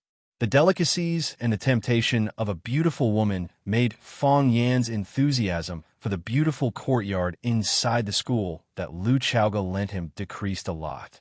Fong Yan was in a lot of pain and was also very conflicted. In terms of living environment, the small courtyard of Lu Chaoga and the small house that he was renting with Sister Li were worlds apart. However, if Fong Yan moved in, who would make him sweet and sour pork, prawns, pork belly, radish, steamed oyster, white melon, and sea white soup every day? Who would prepare apples, oranges, bananas, grapes, durians, and dragon fruits for him every day? Live? Food. We common people often talk about basic necessities. That is to say, subconsciously, we think that wearing clothes and eating are ranked before living and traveling. It was also because of this reason that Fong Yin had never opened his mouth to tell Sister Li that he wanted to cancel the lease. Therefore, while enjoying Sister Li's attentive service, he also had to bear the corresponding responsibility. Under the light, Jiang Qin was bright and beautiful. Because she had just taken a bath, her black hair draped over her shoulders, adding a little womanly flavor to her. She was young and inexperienced, and there was a fresh milk fragrance on her body, making people feel relaxed and happy. She was wearing big-mouth monkey cartoon pajamas, and her chest. Pooey, what chest? Fong Yin looked at Jiang Qin's sleepy little face and said, "Let me tell you a joke." Jiang Qin became a little more energetic. She rested her chin on her arm that was lying on the table and asked in a lazy voice, "What joke?" "I saw it on my phone," Fong Yin said with a smile. "A few years ago, she abandoned me and married a country bumpkin who drove a Passat. I secretly made up my mind to return the humiliation I suffered to her in the future. A few years later, when I appeared in front of her in a Mercedes-Benz, she was surprised and even invited me to her house." Jiang Qin's mind was completely attracted by Fong Yan's story. Her big eyes stared at him without blinking. Was this an inspirational story of a loser who was abandoned by his goddess and then worked hard to succeed? Do you regret it now? What were you doing earlier? Of course, I also rejected her decisively because I still had to go to the company to pick up my boss from work. Fong Yin continued. "Ah," Jiang Qin laughed out loud, his limp body rocking back and forth. "It's so fun. Why is this person so despicable? Mr. Fong, I think he's like you, huh?" Fong Yin smiled as well. However, as he smiled, he couldn't smile anymore. "What do you mean by this person is so despicable? Mr. Fong, I think he's like you. How am I despicable? I've been influenced by poetry since I was a child. I polished my body with medicinal herbs and tempered my muscles and bones with Tai Chi. I'm the successor of Fong's Tai Chi. Didn't you notice a kind of temperament in me called immortal style? How am I despicable? If you don't respect me, I won't tutor you," Fong Yin said angrily. "If you don't tutor me, my mom won't cook delicious food for you." Jiang Qin was still laughing. Her nose and eyes were squeezed together. She looked cute and funny. Fong Yin was furious. "You dare to threaten me? Girl, let me make it clear to you. I tutor you not because your mom cooks delicious food for me. Then you'll eat outside tomorrow? Let's continue with the tutoring," Fong Yin said. "This story is very funny, right? But have you ever thought that as long as you change one word in this story, it will become a very warm and romantic love story?" Jiang Qin's eyes widened, and she said, "Can it be like this? Why don't you try again?" Fong Yin laughed. "See if you can find the word that needs to be changed."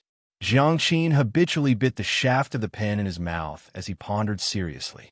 "Changing one word will become a warm and romantic love story," the little girl murmured. "Which word should I change?" Fong Yin looked at her with a smile, waiting for her answer. Jiang Qin was obviously not a patient person. She gave up after 3 to 5 minutes. She threw the drool-stained pencil on the table and said irritably, "It's so annoying. I can't think of which word should I change." Fong Yin looked at her with a smile and said, "Everyone has a soul. Every text has a thought. These words are alive. They are a hole. You have to find a mole from this hole. This mole is very small, but it is also very conspicuous. If you can calm down, you can find it." "I'm already very calm," the little girl said coquettishly. She kicked Fong Yan's calf with her bare feet under the table and said, "Mr. Fong, tell me quickly. I'm really curious. If you change boss to wife, just changing one word and changing the identity, will the meaning of the story be completely different?" "Ah," the little girl exclaimed. She didn't think that the change would be so simple. However, after the change, the soul of the story immediately underwent a subversive change. In the previous story, the male protagonist was a loser, but he still failed to counterattack successfully. After changing one word, the male protagonist not only proved his ability in society, but also remained loyal to his wife. The ex-girlfriend lost a potential dark horse who was serious and responsible for his feelings. "Think about it seriously," Fong Yin said. Jiang Qin nodded and agreed, lying on the table in silence. Fong Yin didn't pay attention. He held a copy of the classic of tea, alone, and read it with relish. "I have a picture in my mind," Jiang Qin said aloud. "What?" "The picture of the man and his ex-girlfriend. The picture of the man and his current wife. He is really a good man," Jiang Qin said. "Like me? Different from you. You don't respect me again. Isn't it enough for my mother to respect you? Mr. Fong." Jiang Qin looked at Fong Yin with bright eyes. "What do you want to say? I understand what you mean."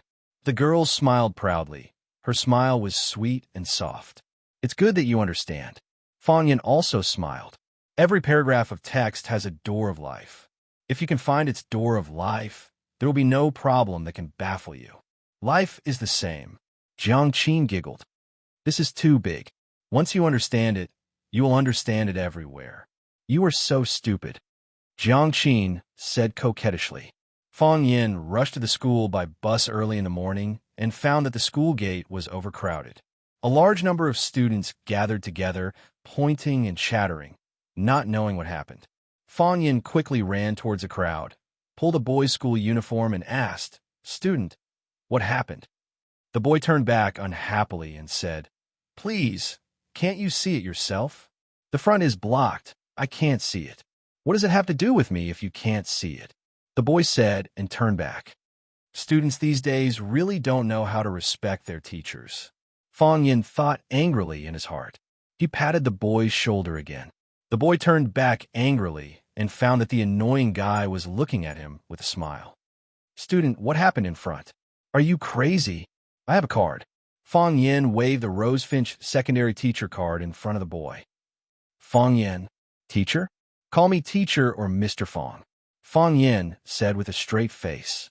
Class is about to start. Why are you crowding at the school gate? Go back to the classroom and prepare. What happened in front? Mr. Fong, someone is looking for you. Looking for me? Yes. They said you hit someone. The boy stuttered. The children of leaders like Zheng Guodong could ignore the teacher, Fong Yin, but if an ordinary student insulted the teacher, the consequences would be very serious. The boy was really scared now. I hit someone? Fong Yin was stunned for a moment and laughed. How could I not hit someone? Fong Yin was a Tai Chi master. He practiced with his brothers at home every day. How could there be no injury in a competition? He not only hit someone, but he was also beaten. The knowledge he learned was very comprehensive. The boy was even more scared and wanted to hide as far as possible. Mr. Fong, Mr. Fong. Someone pulled Fong Yin's clothes from behind.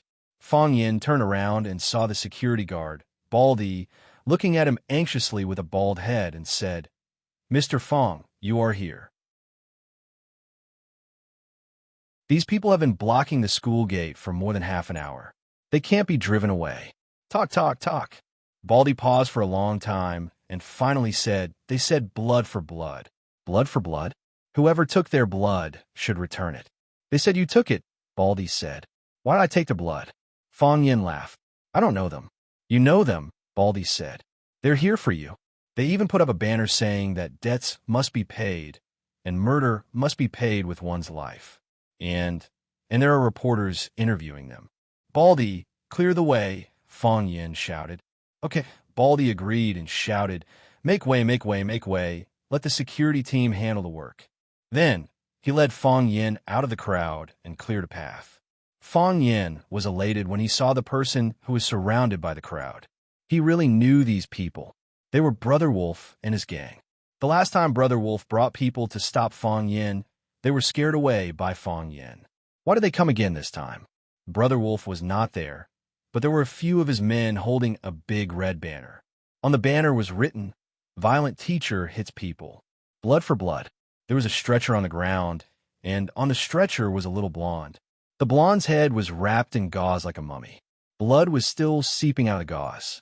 His face was full of blood, and he looked terrible. He did not have long to live. Fong Yin was angry. He took a big step forward, grabbed the banner, and threw it on the ground. He scolded, I can tolerate your revenge, but I can't tolerate you writing wrong words on the banner. He squatted down and used his finger to touch the blood on the blonde's face. He added a side to the taste of blood for blood. Blood for blood. Fong Yin said to the blonde seriously.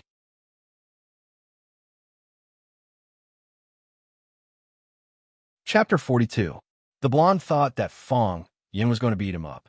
His body tensed up, and he thought that if Fong Yin dared to wave his fist, he would shout for help.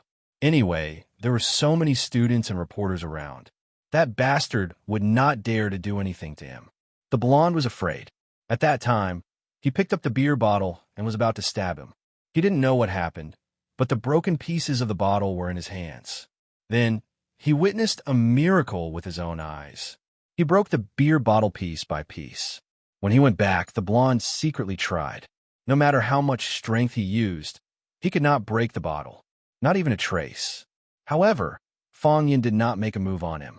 He only stretched out his finger and gently poked his forehead, just like how his girlfriend poked his head and said, "You're so annoying." He wrote with his own blood. The blonde was angry and felt insulted.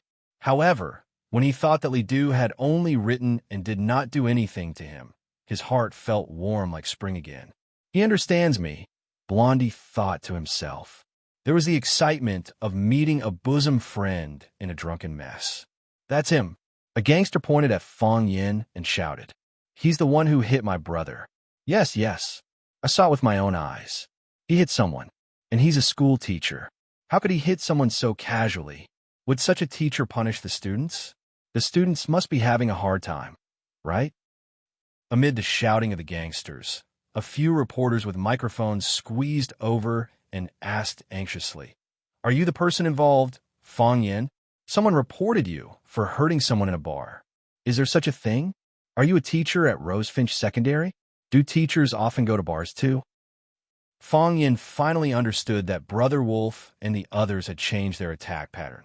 After they could not win in an argument, they wanted to use public opinion to tarnish his reputation and make him unemployed from Rosefinch Secondary or even the entire education industry. Just think, which school would be willing to recruit a teacher with a history of violence? Even if the school agreed, the students wouldn't agree. "I'm Fong Yin, a teacher at this school," Fong Yin said loudly to the reporter's camera. "I don't hang out in bars often. Strictly speaking, that was the only time I've been there. One of my students was having a birthday party at a bar. The students' parents were worried, so they asked me to go with them to have a look." Fong Yin glanced at Blondie and said, "I didn't hit him, but he wanted to hit me. But he missed." When the camera turned to Blondie, he lowered his head in shame. This was too humiliating. I did hit someone. It was their boss, Brother Wolf. Brother Wolf was said to be a very powerful member of a gang in Huaqing. When he was dancing on the dance floor, he harassed and molested a female student. This was beyond my understanding. Perhaps it was because of my profession, but I had a natural closeness and affection towards students. I couldn't just watch them do evil.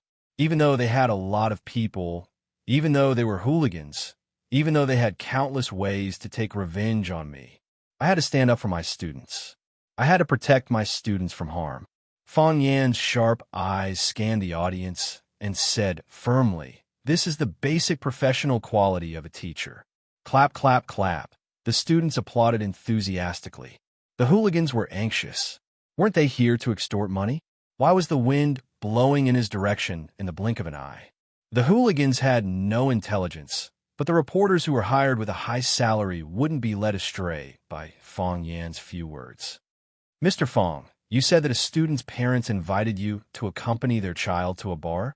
May I ask, are the students boys or girls?" A young reporter wearing small glasses asked aloud. "Girls," Fong Yin said. "In my eyes, students don't differentiate between boys and girls.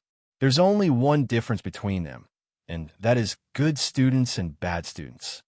You said that there's a classmate called Brother Wolf who molested your student. Do you have any evidence? They said that I hit someone. Do they have any evidence?" Fong Yin pointed at the blood on the blonde's head and said, "The blood is real. However, what happened a few days ago is still bloody. He didn't bleed to death. Even a woman wouldn't dare to do this when she's on her period." The blonde was about to cry. "Big brother, can you not always bully me? I'm just a group of actors. I was forced by the boss to act in this role. We have a piece of information in our hands." A female reporter interrogated. "In the information, you were hugging a girl and dancing. Is that the girl you were talking about?" As the female reporter spoke, she held up a color photo for Fong Yin to see.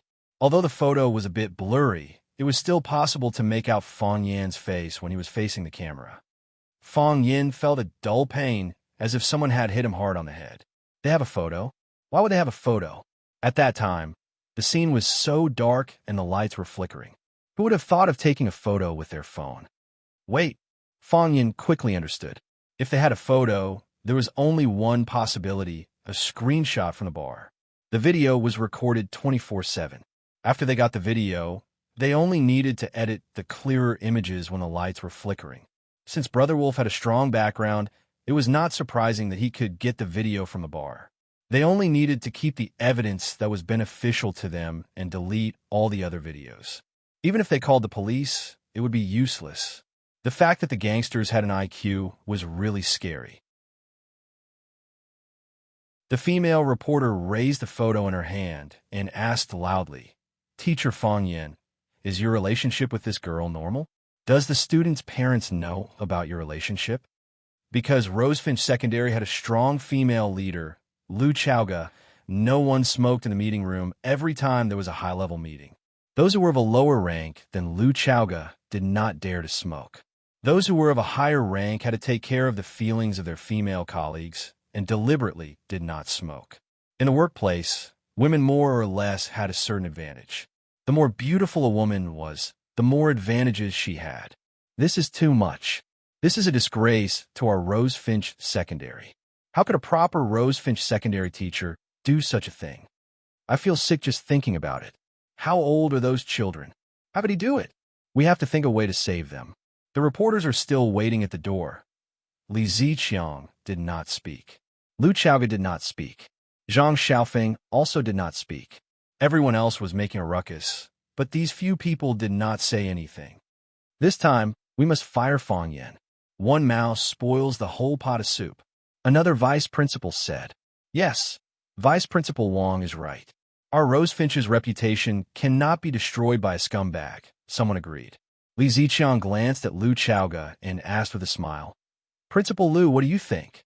In the past, Li Ziqiang did everything possible to expel Fong Yin from the school, but Lu Chaoga protected him time and time again. The two of them were already enemies. Now, Fong Yin made such a serious mistake, but Li Ziqiang did not say anything about expelling him. Instead, he asked for Lu Chaoga's opinion. Those who did not know better would think that the two of them were ready to form an alliance. "I respect everyone's opinion," Lu Chaoga said expressionlessly. She knew what Li Ziqiang meant. The reporters had already thrown out the photos. It would be difficult to clear Fong Yin's name. If Fong Yin really made such a mistake, then there was no doubt that he would be expelled. One Lu Chaoga couldn't protect him. Even 10 Lu Chaoga wouldn't be able to protect him. Not only would he be expelled from Rosefinch, but there would also be no place for him in the entire Huaqing. If she still stood out to protect him at this time, it would only make the people in the conference room doubt her intelligence and think that she was just an emotional brat. She might lose a lot of support if she was immature in politics. After listening to Lu Chaoga's reply, Li Ziqiang sneered in his heart. He thought to himself that this woman really had some skills. Unfortunately, this time Fong Yin was in trouble, so he could not drag her down with him. Li Ziqiang looked at Zhang Xiaofeng and said, "Principal Zhang, this matter is very urgent. We have to come up with a solution as soon as possible. If we don't deal with it in time, the reporters will make false reports or the students will post it on the internet. We will be in a very passive position. My suggestion is to remove Fong Yan's name from the school and reserve the right to hold him accountable." Zhang Xiaofeng lowered his head and didn't answer. No one knew what he was thinking. "Do you think this punishment is too light?" Li Ziqiang secretly thought in his heart. "Of course, we have to cooperate with the police to investigate Fong Yin and see which school he brought students to the bar to dance. See if there are any students from our Rosefinch." I agree with Director Li's suggestion. I agree. I also agree. The leaders on Li Ziqiang's side expressed their views one after another. Zhang Xiaofeng put down the pen in his hand, cleared his throat, and said aloud, "Before the matter is investigated clearly, we are in a hurry to expel our teacher from the school. Isn't this too hasty? Want to give people the feeling that there is something fishy going on?" Everyone was stunned. Didn't Zhang Xiaofeng also want to expel Fong Yin? Why did he stand up for Fong Yin now? They looked at Lu Zhaoga in horror. Could it be that the two of them had reached some sort of agreement? If this was the case, it was really hard for them to change the decision made by the principal and the vice principal. However, when they found that even Lu Chaoga looked at Zhang Xiaofeng with a surprised expression, things may be far more complicated than they thought. What the hell happened? This was the question in everyone's heart. I agree with Principal Zhang's opinion. Lu Chaoga raised her head and said straightforwardly.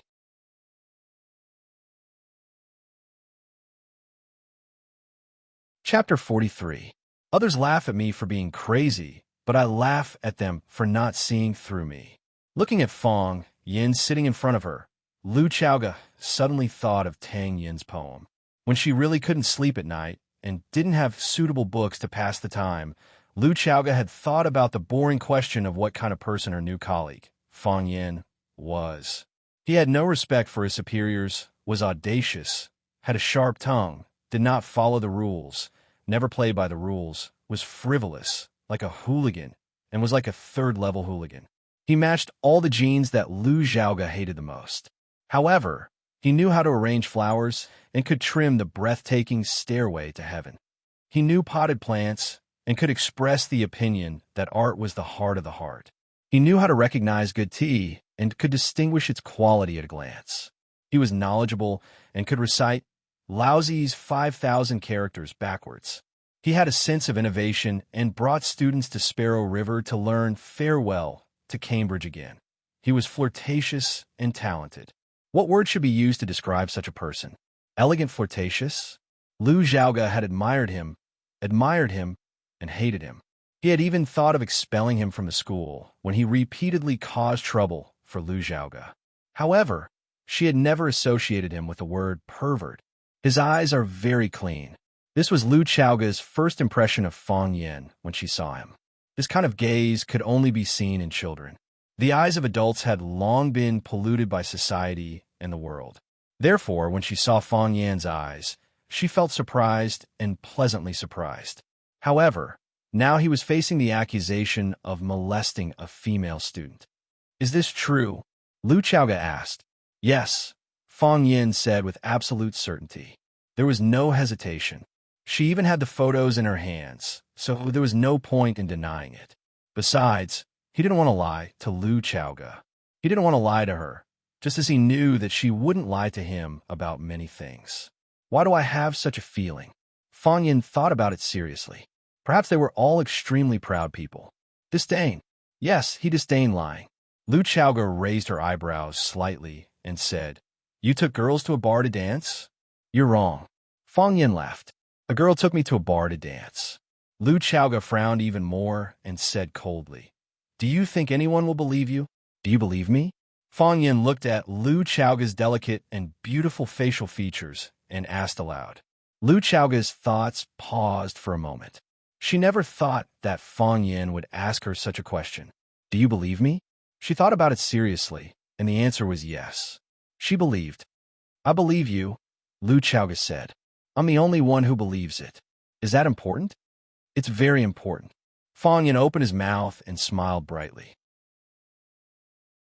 I don't care about people. I don't care about what they're thinking. Lu Xiaoga wanted to ask, Am I someone you care about?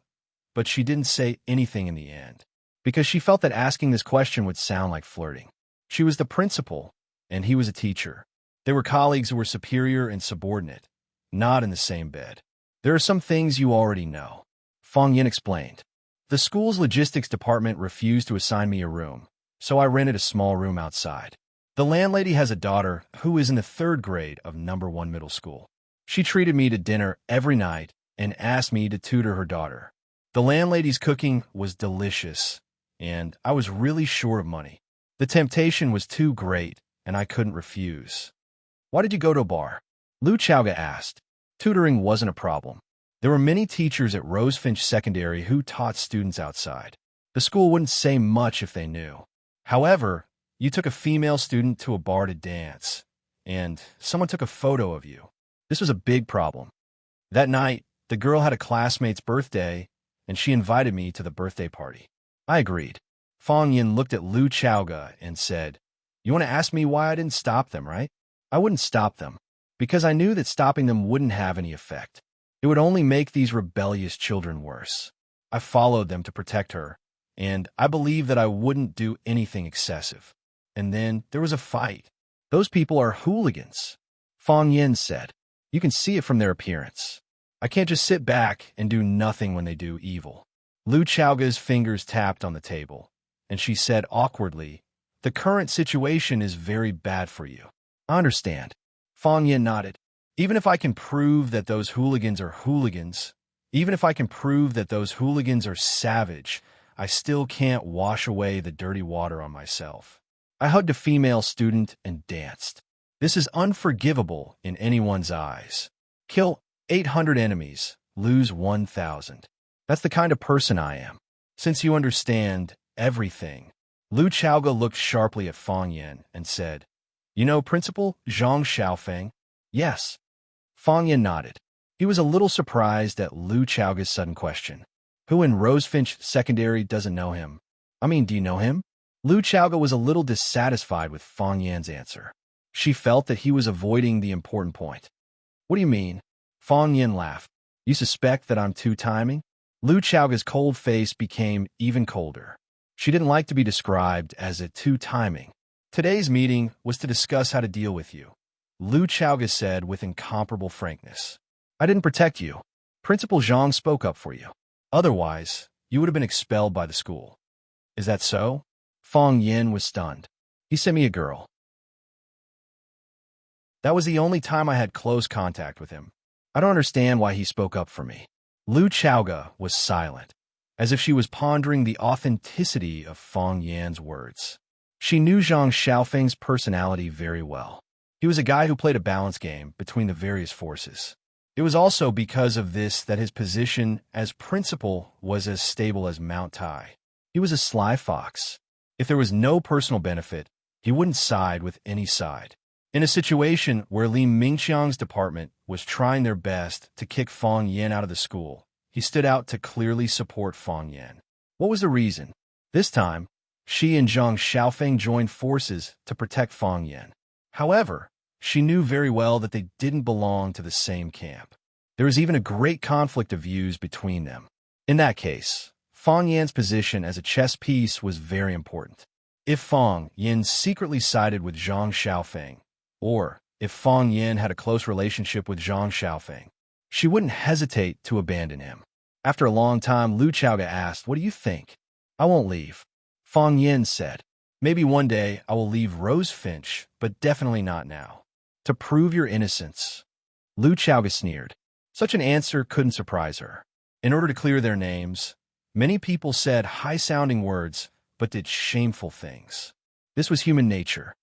To prove that girl's innocence. Fang Yin said softly, "She's not as bad as those reporters say." When Zhang Xiaofeng pushed open the office door, the room was filled with the fragrance of tea. A young girl in a school uniform raised her slender wrist, holding a porcelain kettle and pouring water into a blue and white cup. Her movements were calm and graceful, as if she had done it hundreds or thousands of times. "Uncle Zhang, you came back at the right time. The second tea has just started to taste." The girl smiled sweetly. Zhang Xiaofeng put the folder in his hand on the desk and ran to the sink to wash his hands. Then he walked to the sofa in front of the girl and sat down. He said reproachfully, "How can you let Iqian make tea here? Don't you have a secretary? If you want tea, ask the secretary to make it for you." "Uncle Zhang, you helped me so much. I can't repay you, so I can only make you a cup of tea." Qin Iqian said indifferently. "The tea is Uncle Zhang's tea, and the water is Rosefinch's water." "Uncle Zhang, you won't blame me for being stingy, right?" "Why would I?" Zhang Xiaofeng waved his hand. "Not everyone has the fortune to drink tea personally brewed by Etian." Zhang Xiaofeng picked up the teacup in front of him and took a sip. He closed his eyes and savored the taste. He sighed and said, "It's soft in the mouth and has a long aftertaste. It's strange. It's the same tea, the same water, but why can't the secretary and I make the same taste? It seems like it has a lot to do with the person who made the tea." If outsiders were to see the principal of Vermilion Bird Middle School speaking to his own school's students like this, their eyes and teeth would probably fall out of their sockets. Wasn't this principal too approachable? "Uncle Zhang, you flatter me. The art of tea is broad and profound, and I have only scratched the surface. If you praise me like this, then I will be too proud and complacent to move forward. I believe that others can't move forward but I don't believe that Etienne can't move forward. Zhang Xiaofeng said with a smile. Qin Etienne drank the tea in the cup in one gulp, got up, and said, Uncle Zhang, I won't disturb your work. Zhang Xiaofeng quickly stood up and said, What's there to disturb? Etienne can come and chat with Uncle Zhang whenever she has time. I will welcome you. Yes, I will, Qin Etienne replied and left the room.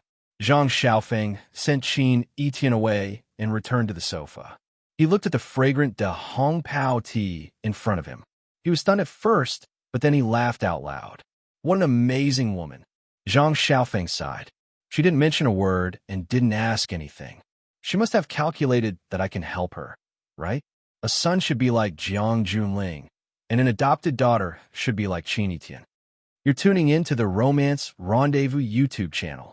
We're so grateful for your support, and don't forget to subscribe to join us on this incredible journey through captivating stories. Your generosity through donations truly makes a world of difference, as it's the primary source of revenue that allows me to expand and enhance this channel for you. Thank you from the bottom of my heart for being a part of this adventure.